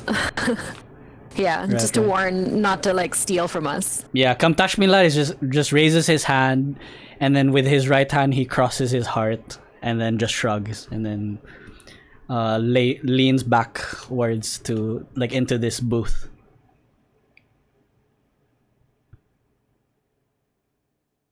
So yeah, so like I talked to I turned to the old knight. I think. I mean, I shouldn't Yeah, this have guy? mentioned his age. Yeah. And then Hello. I'd like. I don't know why. I'm still busy thinking about my potential business venture, but I'm gonna talk to him and I say, "Hello, sir. You look like you need. You could good. You could A massage. good massage. Massage. and then he looks Are you over. dealing with stress, pain, looking for a relaxing escape? Is that why you are in the train? Maybe a massage can help." He looks over at you, and then he looks visibly drunk, and he's like, "Huzzah! Yes, a fine warrior you look like. Yes. What is this? The service of the massage. I'm afraid I cannot. I must stay vigilant. I am, there, and he moves in real close to you, Haru. It's like, there are dangers lurking about all the time, you see, and I must stay alert, and I must always, have my eyes peeled, if you know what I mean, and I cannot doff my armor and have you massage me. No, there's no time for this. There is none. I am Sir Harold. Sir Harold of Athendor. You've heard of my exploits, yes, in my stories?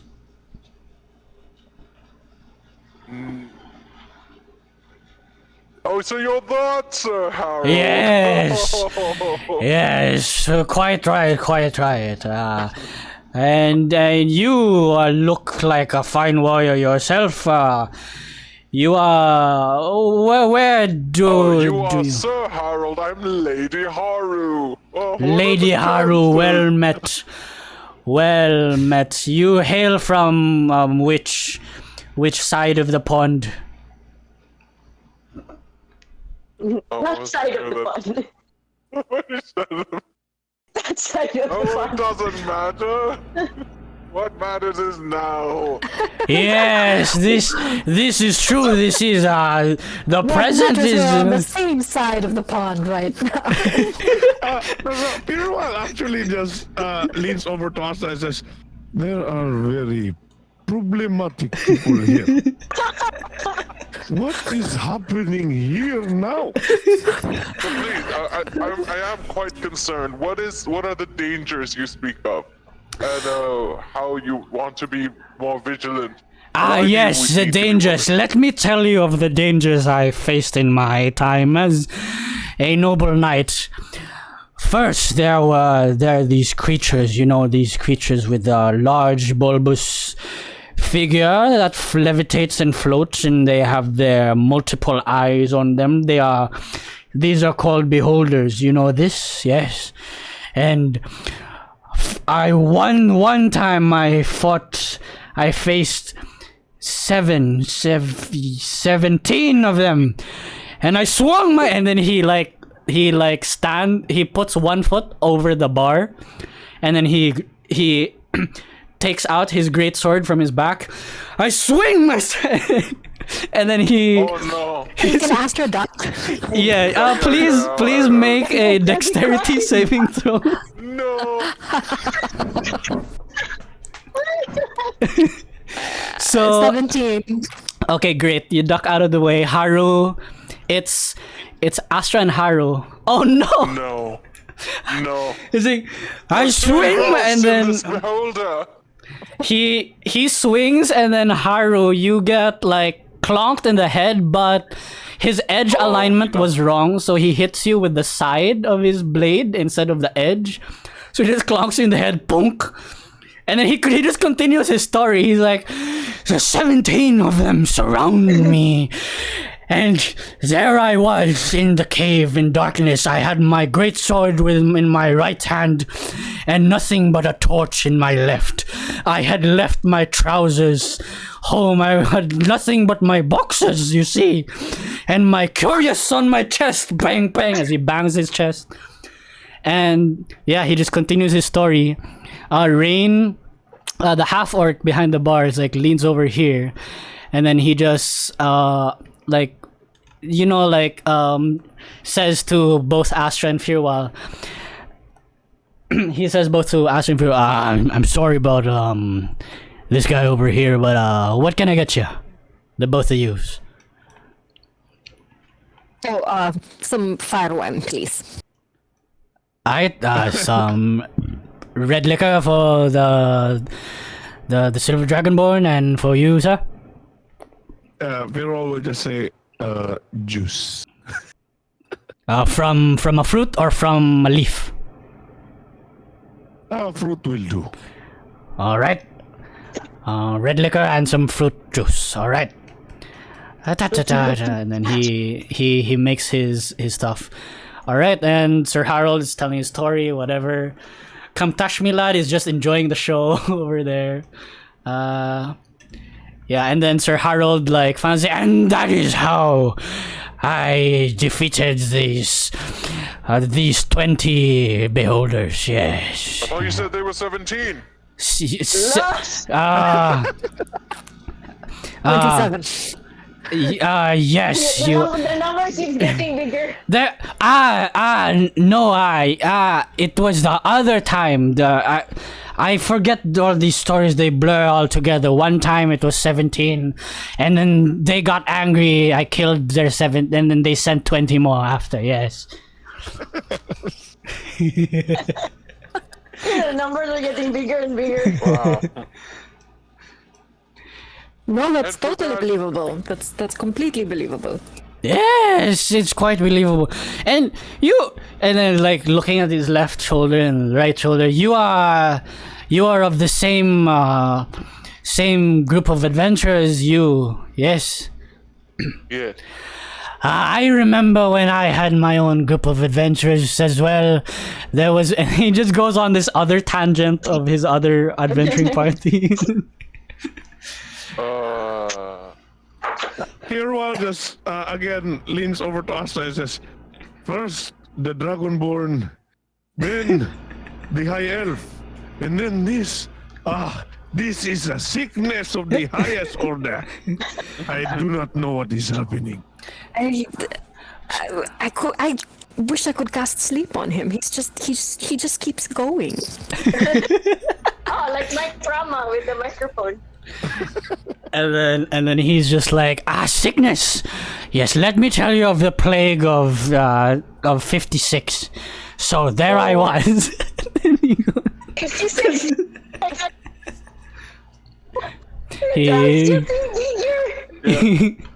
he continues, but there after some time, he's like, barkeep, another please, for not just for me but for my friends as well. And then Rain just the half orc just nods his head but gives Astra her fire wine. Fir'ual his it is what is it? It is some like a mango juice.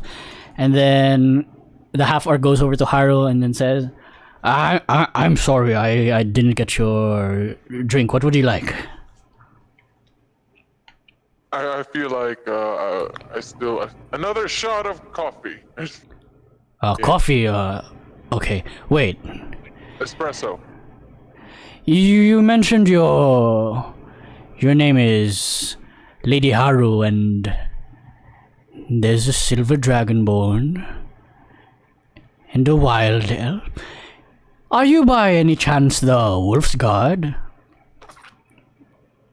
Yeah. Oh, we're popular. Guilty. Popular. Oh, I am.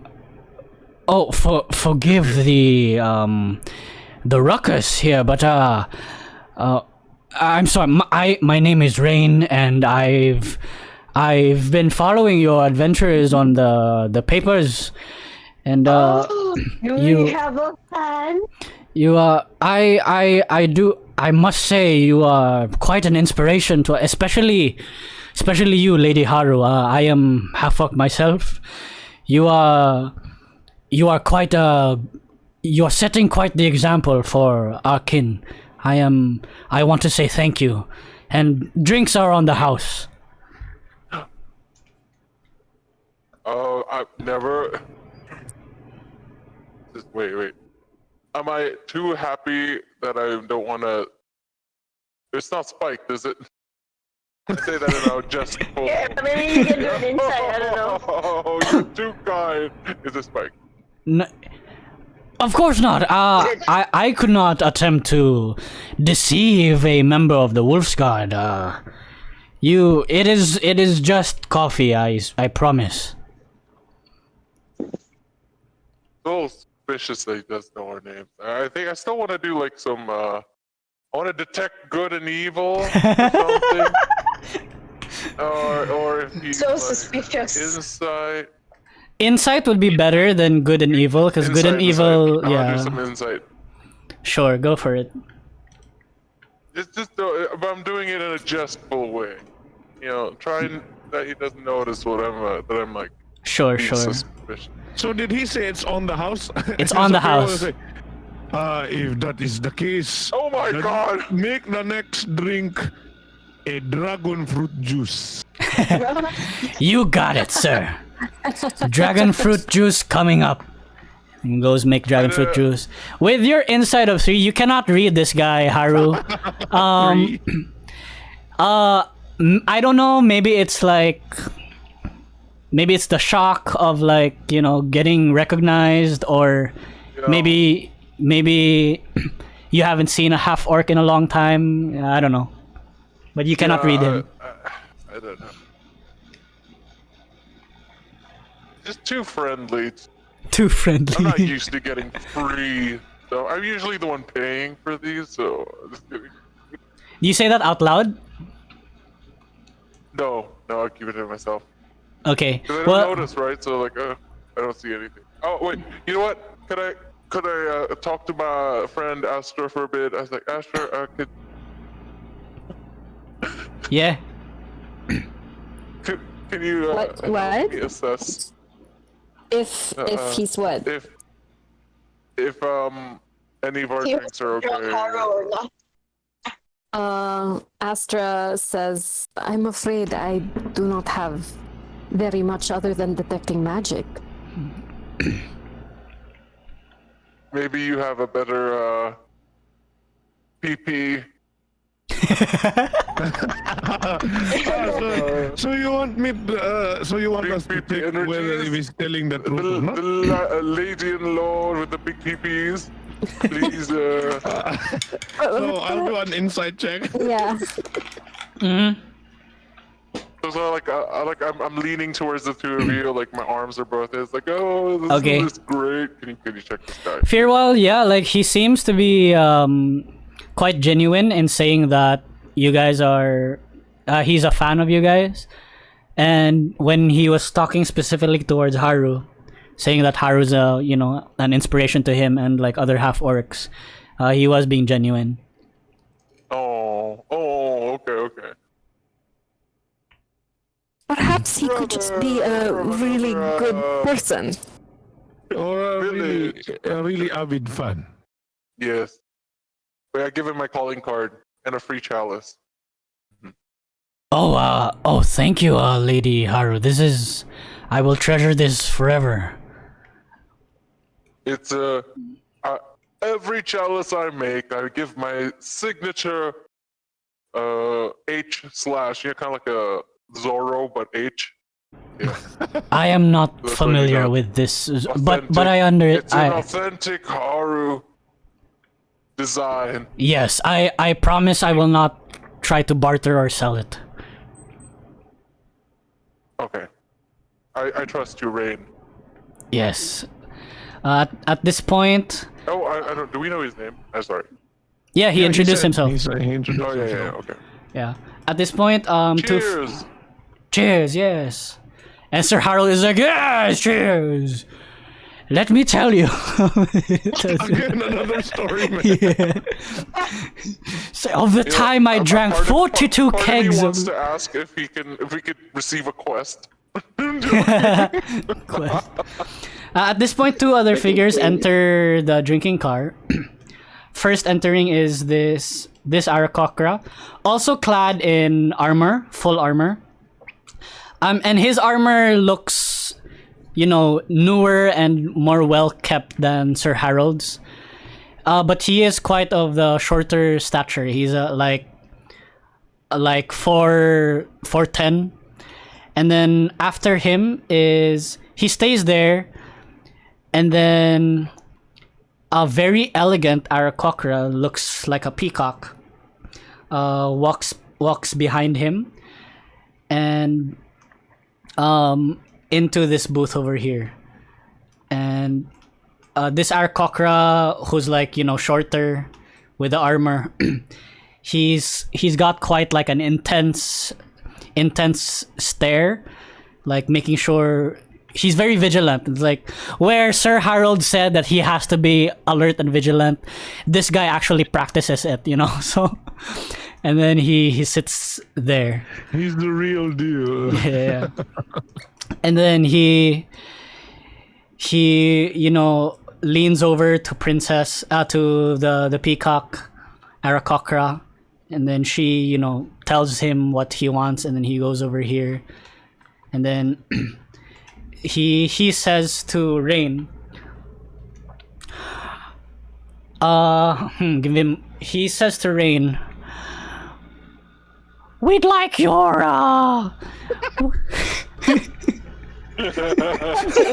no, wait. So we'd like your you have the like a worm shake? And then Rain is like, yes, the Arakokra special. Yeah, that one. We'll have 2 of those, please. Coming right up. Thanks. There he goes over here. And we'll get back to you as we go back to cargo car number 1. Finally, the conductor arrives. As the door opens, hey, what's going on here? Is Nothing? Nothing? What are you talking about? no, I didn't hear nothing. I felt the bad vibes. I felt the vibes going on here. Did we see only one guy approach? Yeah, just one guy, just the one guy. He's a lizard folk, but he looks like a chameleon, and he's got he walks very slow. He's got a cane too. Oh, so there was. I thought you earlier said there were 2 guys walking. Huh? Like towards us earlier before the cutscene, there were like 2 guys. Sige lang. 2 guys? Oh. Yeah, like I thought they were guards or something. Oh no. No, he's the conductor. Just here, the conductor.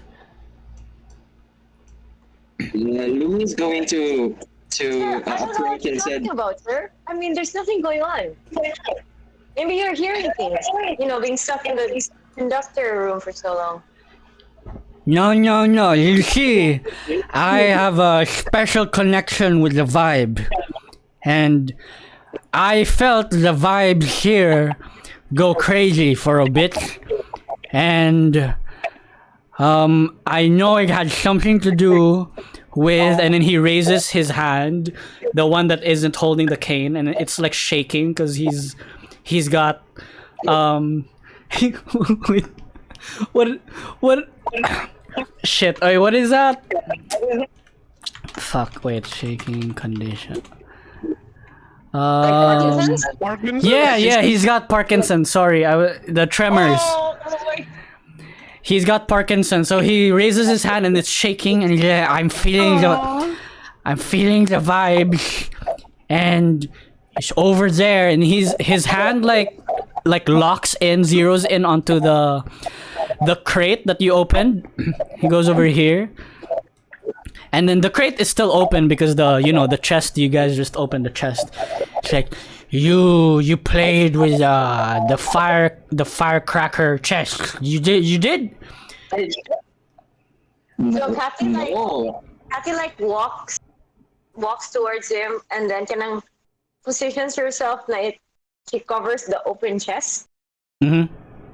And then so she walks towards him and then kanang full on like, not seductive mode, but like kanang pretty mode ba? Pretty mode. Yeah. And then like gently like takes the shaking hand and goes like, sir, there's nothing going on here. I think you're just hearing me. Oh my god. Okay, please roll Do a I roll anything? yeah Trying to seduce the old wizard. please roll a persuasion check. It's like a C Sian, space no? yeah, C space persuasion.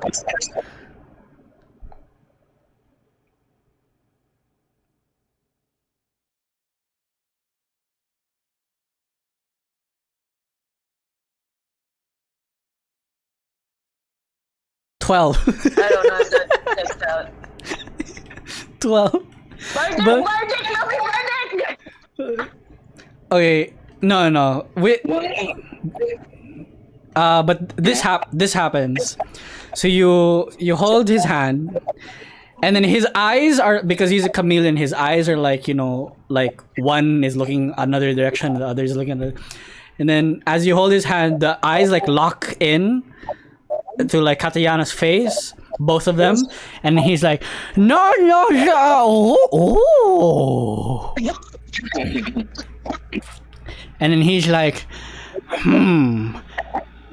maybe I didn't quite get the vibes right.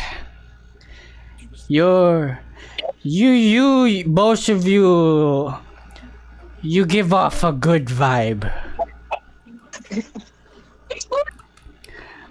And then he's like, okay, you cover the crate, and I'll show you I'll show you, yeah, you follow, but don't tell anyone. It's this a secret between us, okay? We are sharing a vibe here. We have to keep it. Oh, Lumi, you got your run tour, Lumi. Okay. So excitedly tailing him. Okay. He leads you to the engine room. Okay, go. Nagununa, Hindi mo na So he leads you there, and then it's quite an empty room, and this like where it would be like a control panel, it's just a slab of marble, and in front of Zem, which he didn't tell you his name, but are these 3 crystal balls. And then he puts his cane, he leans his cane against the side here, and then his hands, they extend outward like over the crystal balls. And then this wall here is just there's like a big like glass window, and you see the front where the arcane engine is, and like the front part of the train. And then you see the train tracks, and where Lumi, you saw like how fast the train moves from the side. You see it like you see how it looks like from the front view, right? As the trees and the various like landscape just quickly passes by you. And then the conductor is extending his hands like over these crystal balls, and then he's like, So you see, this is my job. I feel the vibes of the arcane train, and I make sure the vibes stay good. And as long as the vibes are good, the train runs good and smoothly. So I don't just bring anybody here. They have to bring in good vibes too. Because if anyone has bad vibes here, the train might derail itself. So this is my job. That's what he said. That sounds like a very a lot of responsibility, Mr. I'm sorry, I did not catch your name. Oh, the name. Yes, the name is. Nakalimutan. Zem. The name is Zem. My name, yes. Zem's the name, and vibes are my game.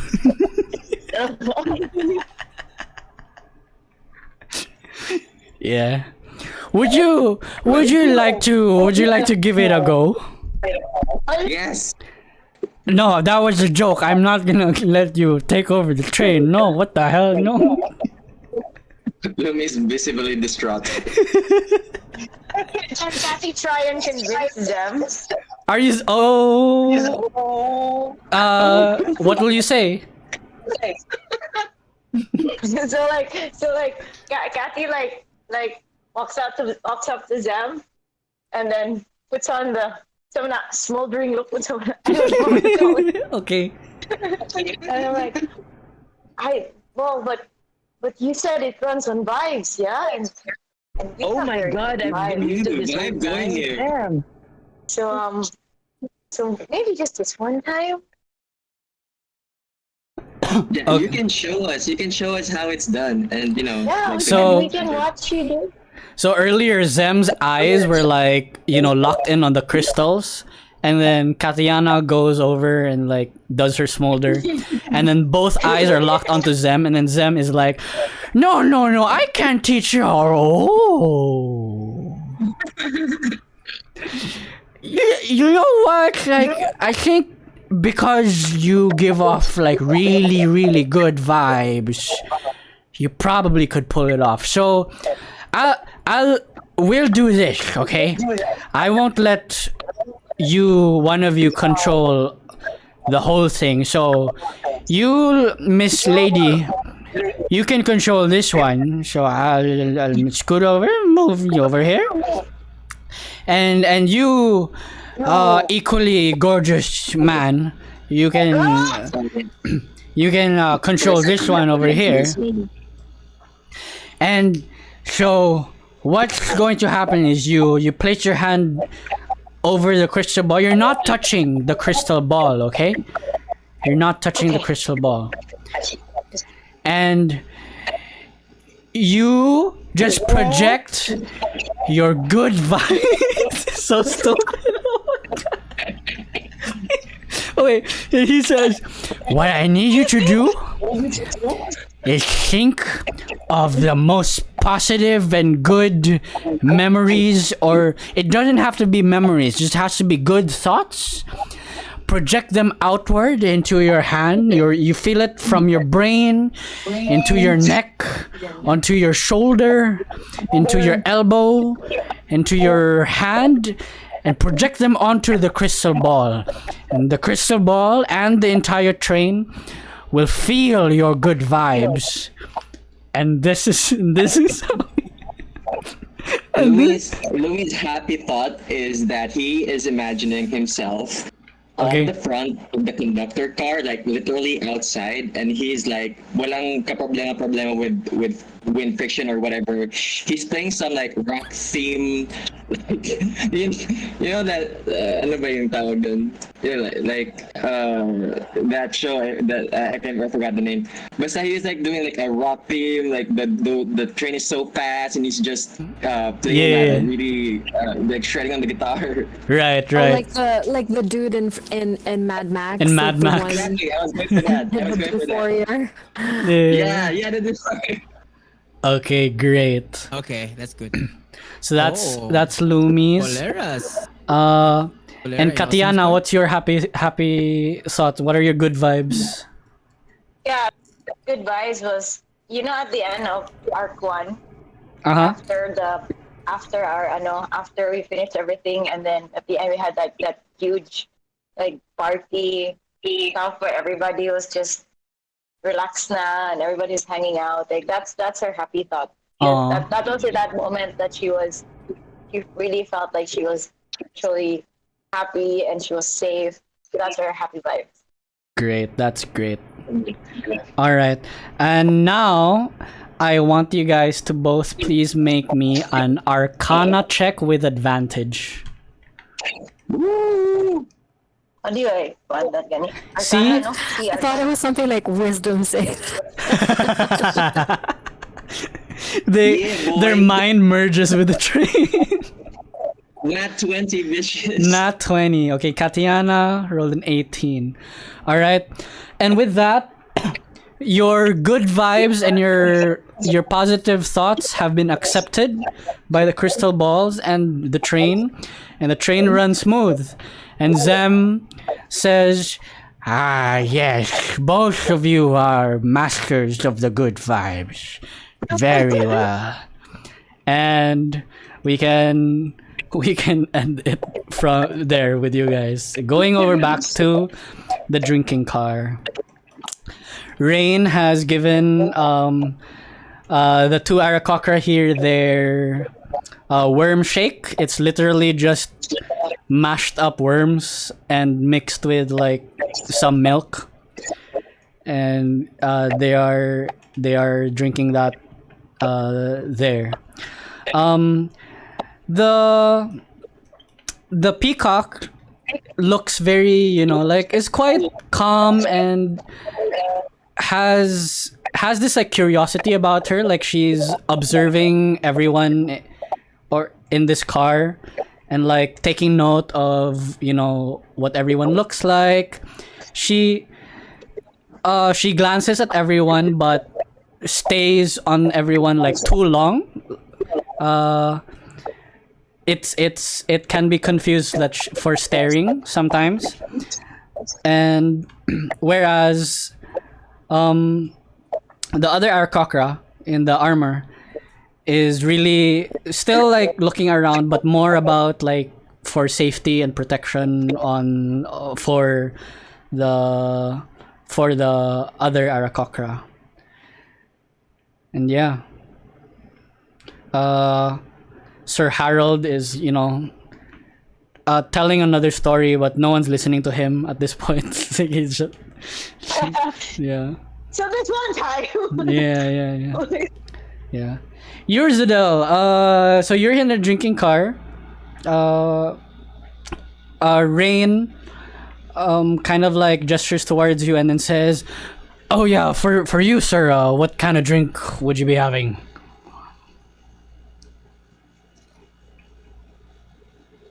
Age.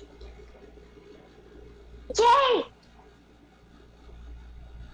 He's still talking to Mary Paul. Is he still muted? No, he's not muted he's now. not But, muted anymore, but... and his he's- token's moving, but Wait, I- I'll be right back. Let me see. Maybe he lost his audio. he spoke earlier, diba? Just a few he moments says, ago. Oh my god. Yeah, he did. He did. I'm chatting him on the chat. The parrot's voice reminds me of Riley sa Call Me Chris nga channel. Why? Yeah, calm. Hi. Yeah. I have no friends. But he's so serious, and that's his voice. Yeah, he's back. He went out and I think he lost his audio. Okay. Told him to restart Discord. Yeah, All right. he lost his Is audio. it but your internet's okay, Debs? Yeah. I mean, I'm okay. We have the same. But yeah. How about the rest of you? Astra, Fir'ual, Haru? what else would you like to do here? If there are any conversations you like to have? No, I think Astra's. Have we directly talked to these bird people? Nope. No, we haven't. No. Hello? But they do look expensive. Yes, clear it. So, Hey, DG. Oh my god, there's something wrong with my Discord. I keep talking and then it won't go in. It's okay. I think the bartender was asking Urzi what he What wanted drink? to drink. Yeah, what I said was give me something that is alcoholic and fiery at the same time. Flaming No. flamingo. Jalapeno whiskey. You'll want what the Silver Dragonborn ordered earlier. Sorry, Lady Astra earlier. She ordered fire wine. Yes, and then but don't put any fire on it. Let me use my own finger. Of course, the great fire sorcerer Ur'zudel. Yes, and then I'll wait for you to make the drink, yes. Cool. He goes and makes it. Then he brings it back to you.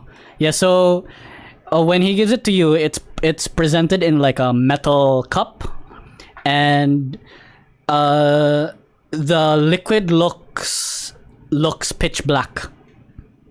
Oh, and then and I tried to smell it. And what does it like smell like?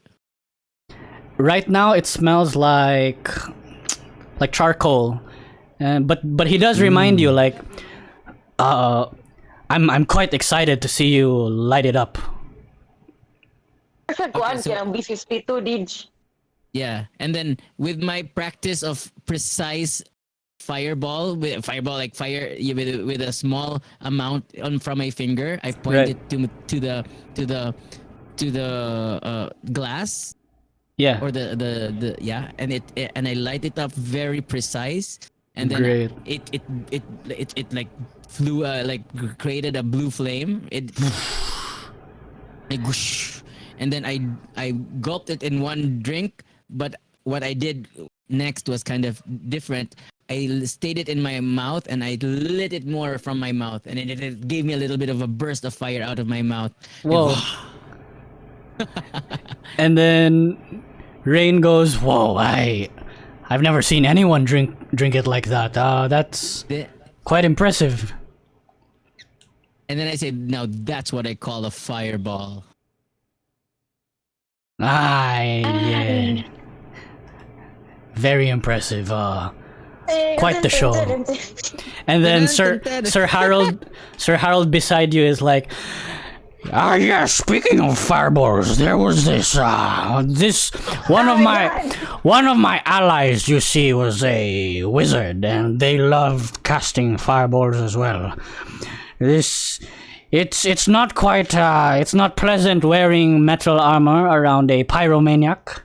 Yeah, so and then he continues talking to Ur'zudel about this. Astra, Fir'ual, Haru, you asked if you talked to the Aarakocra. You have not. And Haru said they look expensive. They do look expensive. Yeah, I think Haru wants to introduce herself to. Yeah, Astra will say, they do look very expensive. Perhaps they might be possible business On it. opportunities that you on it. Sponsors. Wait, hang on. Like points a little, or like he's holding the handle of his blade, and then looking at Haru, he's like, "Hey, this is our booth. You gotta." And then the other Aarakocra, right. I should have gone here. Yeah, and I politely do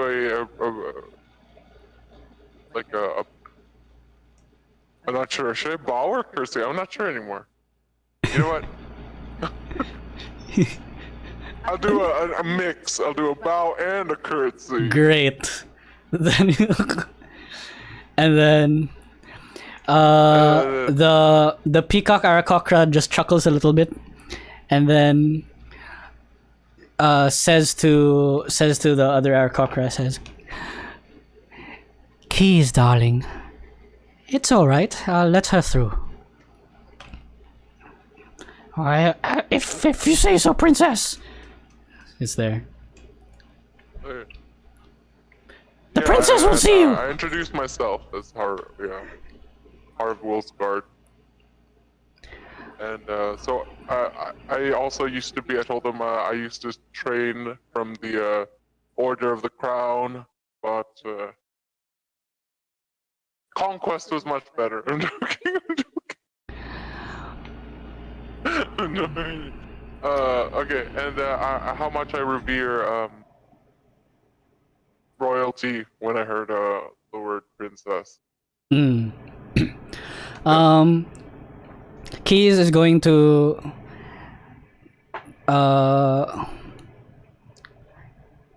look at princess, and then princess is like, "Well met, Lady Haru.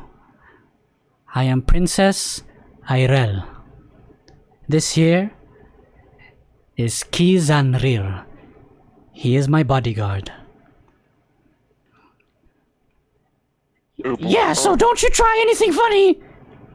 The you may have gotten the princess fooled in, but I've got my eye on you. Oh. What happened to the other eye? Wait, no. No, I mean you no harm. Keys was I about. give them a gift. I offer them a gift Okay. of a coconut chalice for both of you. Astra will whisper to Haru, "Haru, you can't just throw a chalice at a social problem every time you come across an uncomfortable situation." It seems to work every time. Astra, you're here too, or you're whispering from the bar? What? Sorry. No, I think Astra will just kind of whisper it to Fir'ual. She'll be observing it. She'll be like, "Haru cannot keep throwing a chalice at a social situation." You know what? So, I'll do you one better. Fir'ual just say, "Well, Rain. it seems to work for her, so I guess you will keep doing it." All right. Anyway, so I introduce myself and I tell them about. So I ask about their land. You're a princess? Tell me more. Where are you from? Where are you? I genuinely interested in knowing about where they're from. Princess will say, we are from a little town, a little kingdom in Dizar, but there is conflict there at the moment, so my father thought it wise that I travel to a different continent, and we are on our way to the Bloomfest just for some sightseeing, like getting to know the locals here a little bit. But once my father deems it safe for us to return into Dizar, we will be returning.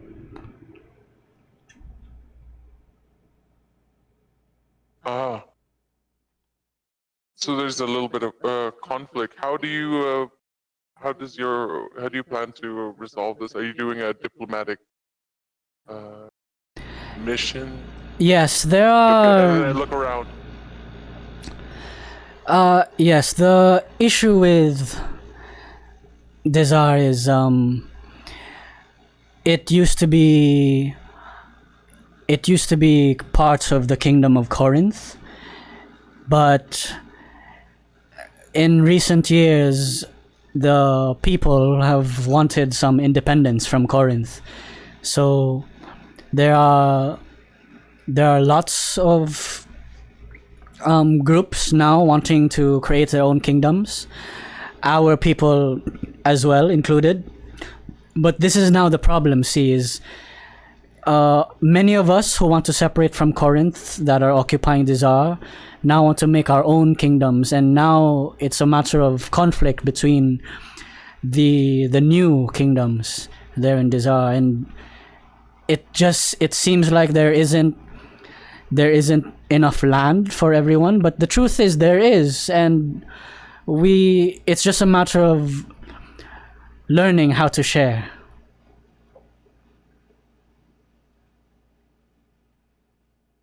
I see.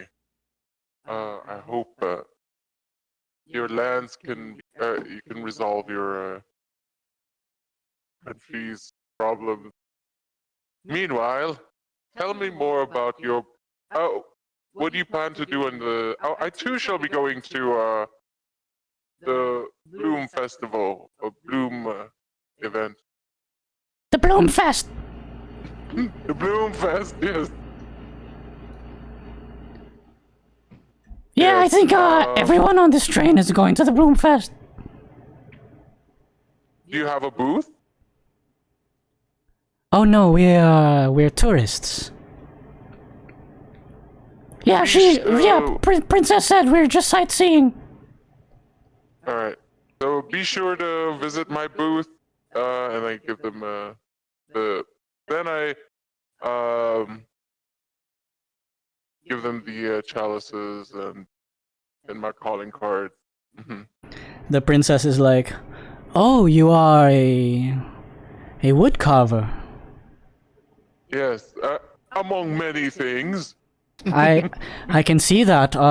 Apart from your clear My disposition massage as parlor? Just kidding. you massage. This is not common among our people. You know, we with the feathers and whatnot. Oh, it can be very rejuvenating. It might even help you molt. I could give a Did you sample. just say molt? Yeah, she did. I can give you guys a sample. You need to give like another chalice. I need to throw another chalice. Ah, No, I sample. want to give them a free sample of my helot.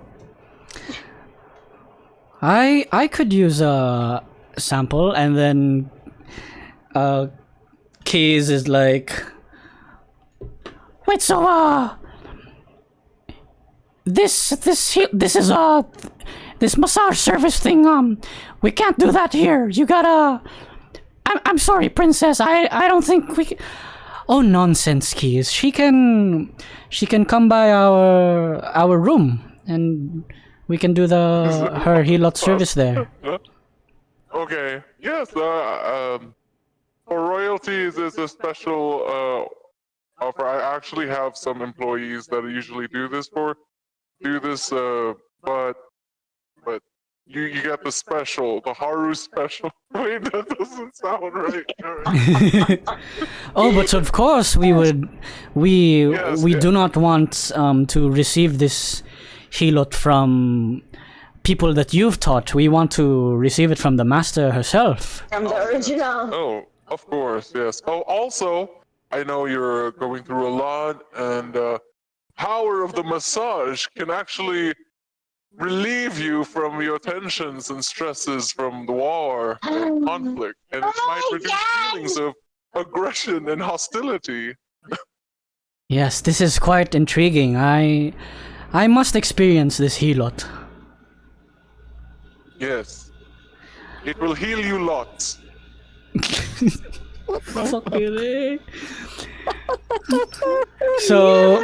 So princess is like, so perhaps tonight, Haru, when after dinner you can come by our sleeping quarters. You can show Yes, us this helot after Uh, after dinner and before sleeping time, of course. oh, that's a And great idea. for because, now, we would like to continue enjoying our worm shakes. Oh, would you like one? As she offers a worm shake.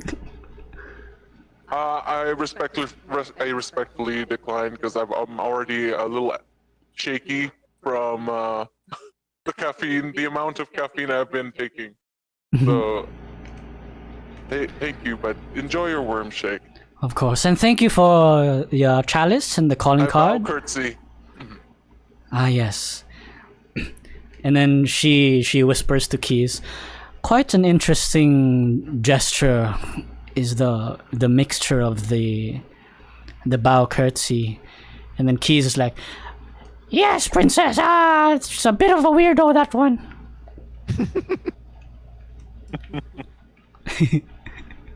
Hello, oi. So what I miss? Hey guys.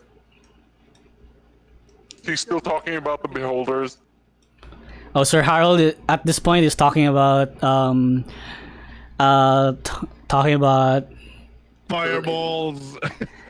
yeah, but it's probably segued to like the time he single-handedly defeated an entire battalion while standing on a horse with nothing but nothing but his undergarments and a bow and arrow. That's the story he's telling right now.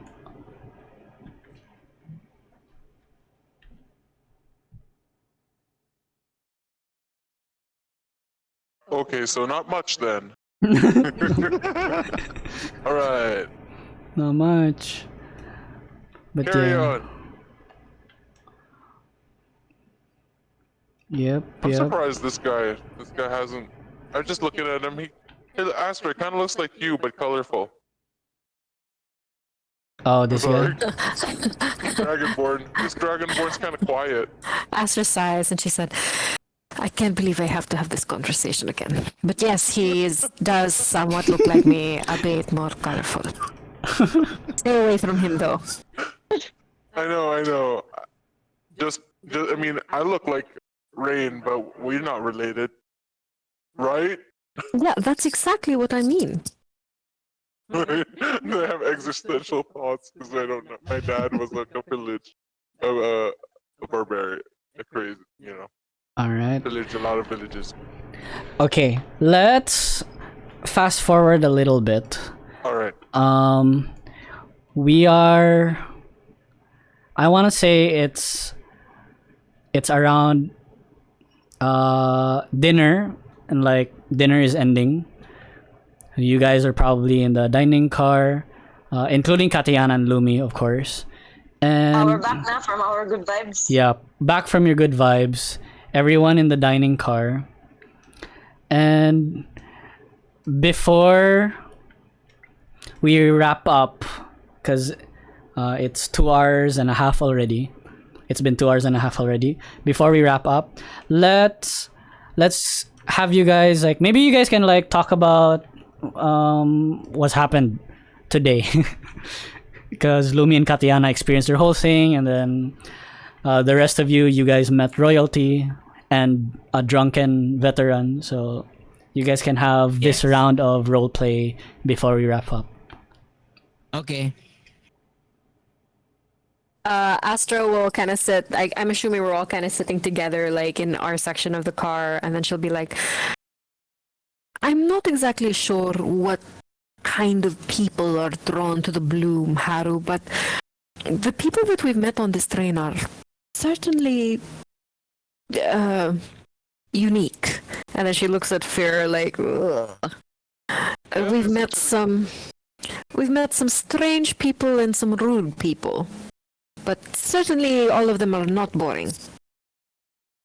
Fir'ual will just say, it is a sickness, I tell you. A sickness of the highest order. I do not understand what is happening here. I mean, you have rude high elves.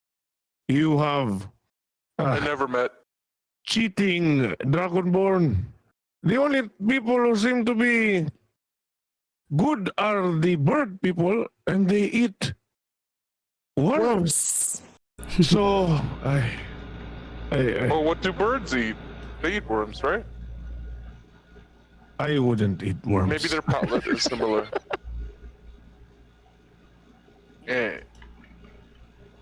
Did you What meet about anyone? you?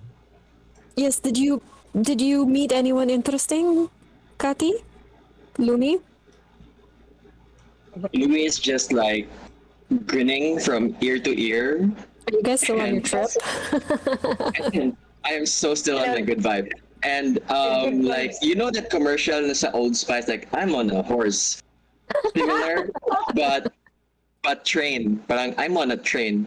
Ganyan. So clearly, Lumi stowed some core memory driving a train and on good vibes on like the Do For type Mad Max. But also he turns to Haru's direction. He casually says, "Oh yeah, by the way, Haru, we saw some fake chalices on some of the cargo bays we passed by." What?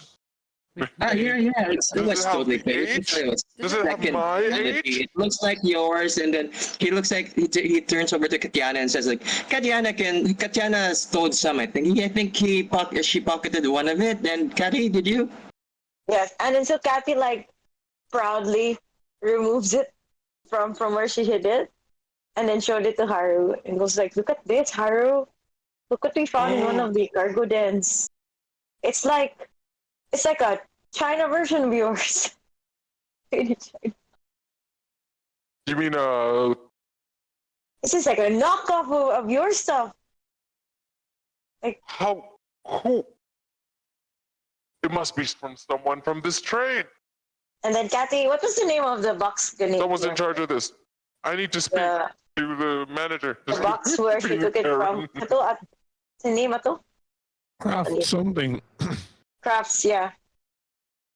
Then the name where she got the box. So she What's her says that name to Haru. Like I got it from this chest. It had this name. What's the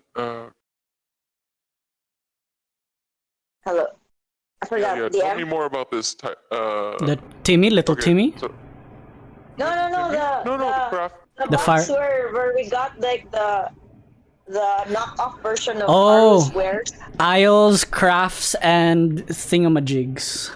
Yes, yun na. So Kathy says that like we got it from this Crafts and- cargo box that was called Isles, Crafts, and Thingamajigs.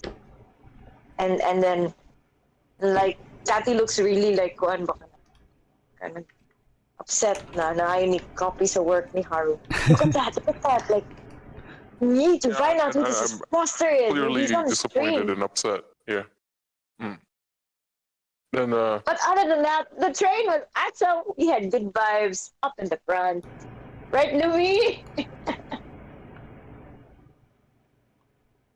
Sayang, no, I didn't steal that fireworks thing. What? Anyway, sige na lang. Oh yeah, that's we saw some fireworks too. It was okay. Yeah. That's okay. Yeah, but like, I think Lumi's highlight of the day was like half driving the train. Lumi just nods at Kattiana's direction, grinning. Yes, but hush, guys. Nobody's supposed to know that we kind of half drove it. so So pinky swear, everybody. Pinky swear. So like I'm still distraught. So like yeah, that sounds great, and I'm looking at the quality, quote unquote quality. So of this the good work. knockoff version, Kathy gives to Haru. Yeah, I'm observing it, and then like kind of really upset. So kind of like clenched a little bit, and then like it can hear it crackling. Bad quality, shoddy craftsmanship. Not artisanal at all. Not one of a kind. Ugh. What's this? What is this? What is this word? Plasticine? What is this? Can you tell anything from just the chalice? Like, can we probably discern maybe from a region or try to deduce something from its quality or products or materials?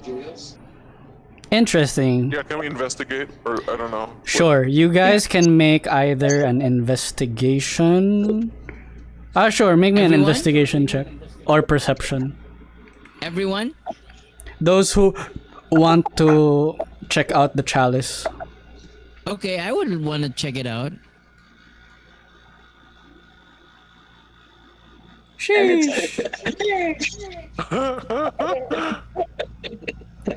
Harubid's too angry.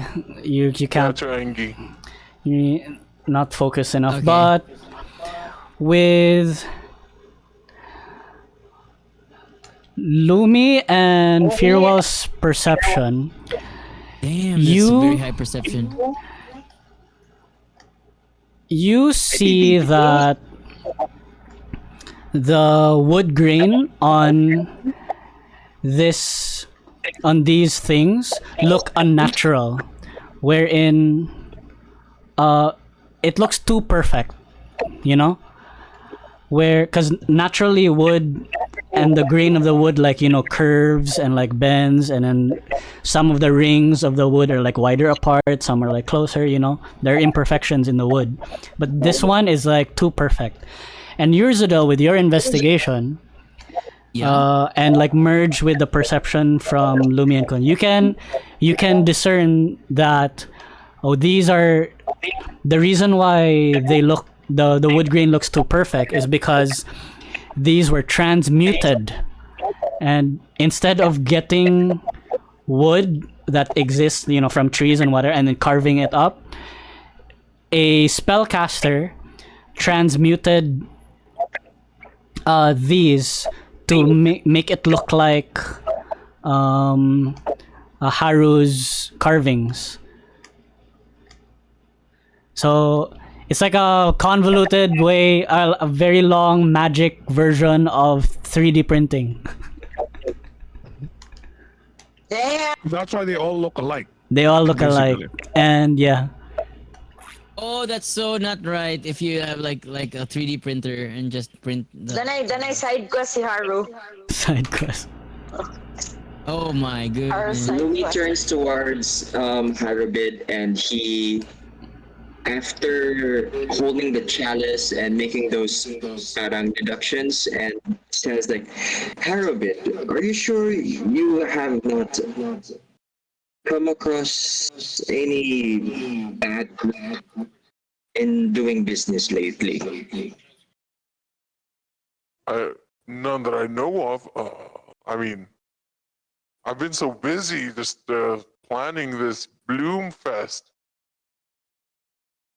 I wonder if it's someone I know or someone I taught. Dun, dun, dun. Don't. A spellcaster, perhaps? Do you know someone who's jealous of your works?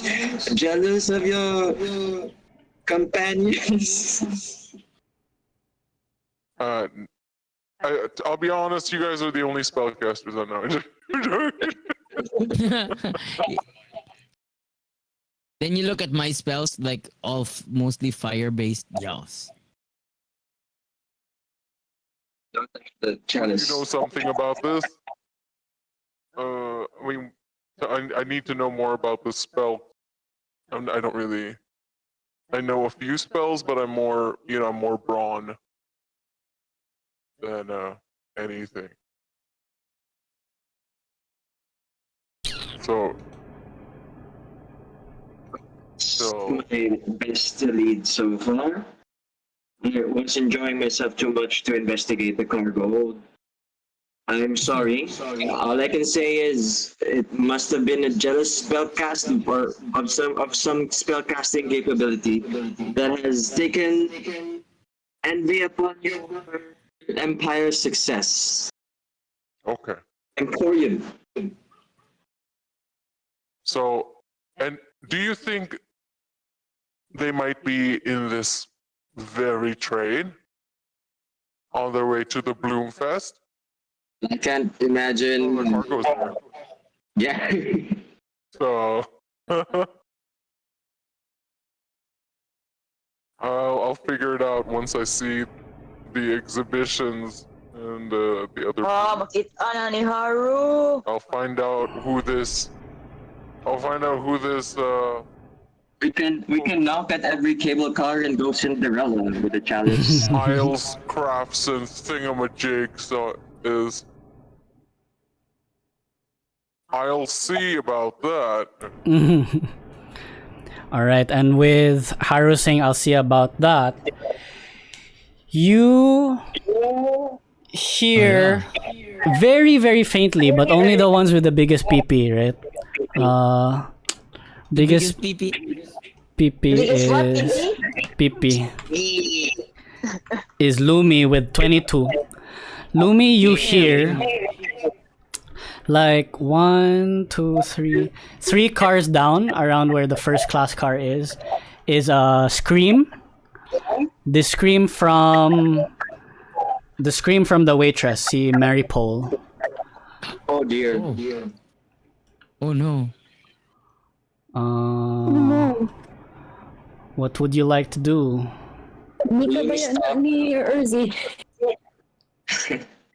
Lumi stops and says, "Did you guys hear that? Who else got it?" Or, a few cars ahead. We don't debug. Our perception isn't very high. Only Lumi heard it. Oh, Yeah, okay. just Lumi. Yeah, I think you're the only one that hears it. I say, guys, I think I heard someone scream from. And he points to a direction of Yeah. the scream. Is it the kitchen? Is it the kitchen? Is it? No, it's. Oh, it sounds like it's 3 cable cars away, and I think I've heard this lady before talk. It's that lady put cast the spell on the poor thing. Yeah. I think she needs help.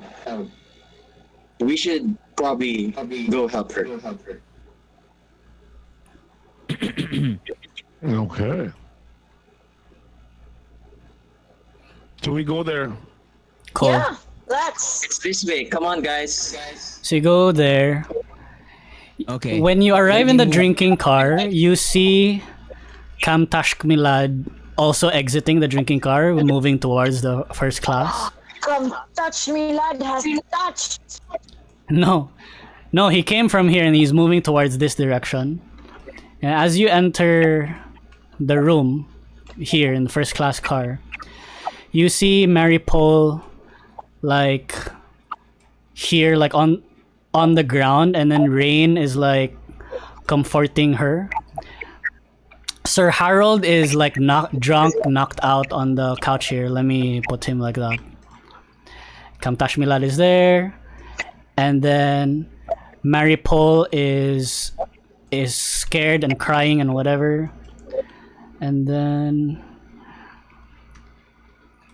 Keys follows, enters here, and then he has his like sword out, and then sees Mary Pole, and then looks over here, and Dr. Omalor, the high elf, looks to be stabbed and dead. Oh, the jackass elf? The jackass elf, yeah. And you guys are like, oh, well, oh dear, oh damn. Oh my. Oh, Can't say I didn't see it coming. but there. But we don't see his companion, right? No, he is not there, the companion. But you hear people coming, and sure enough, after Keys is Princess Irel, and Princess Irel looks shocked, and then Keys just, lets her sit there in the corner. Keys guards her there. And then last to enter is Nadan, the aide. And Nadan goes over to Dr. Omalor.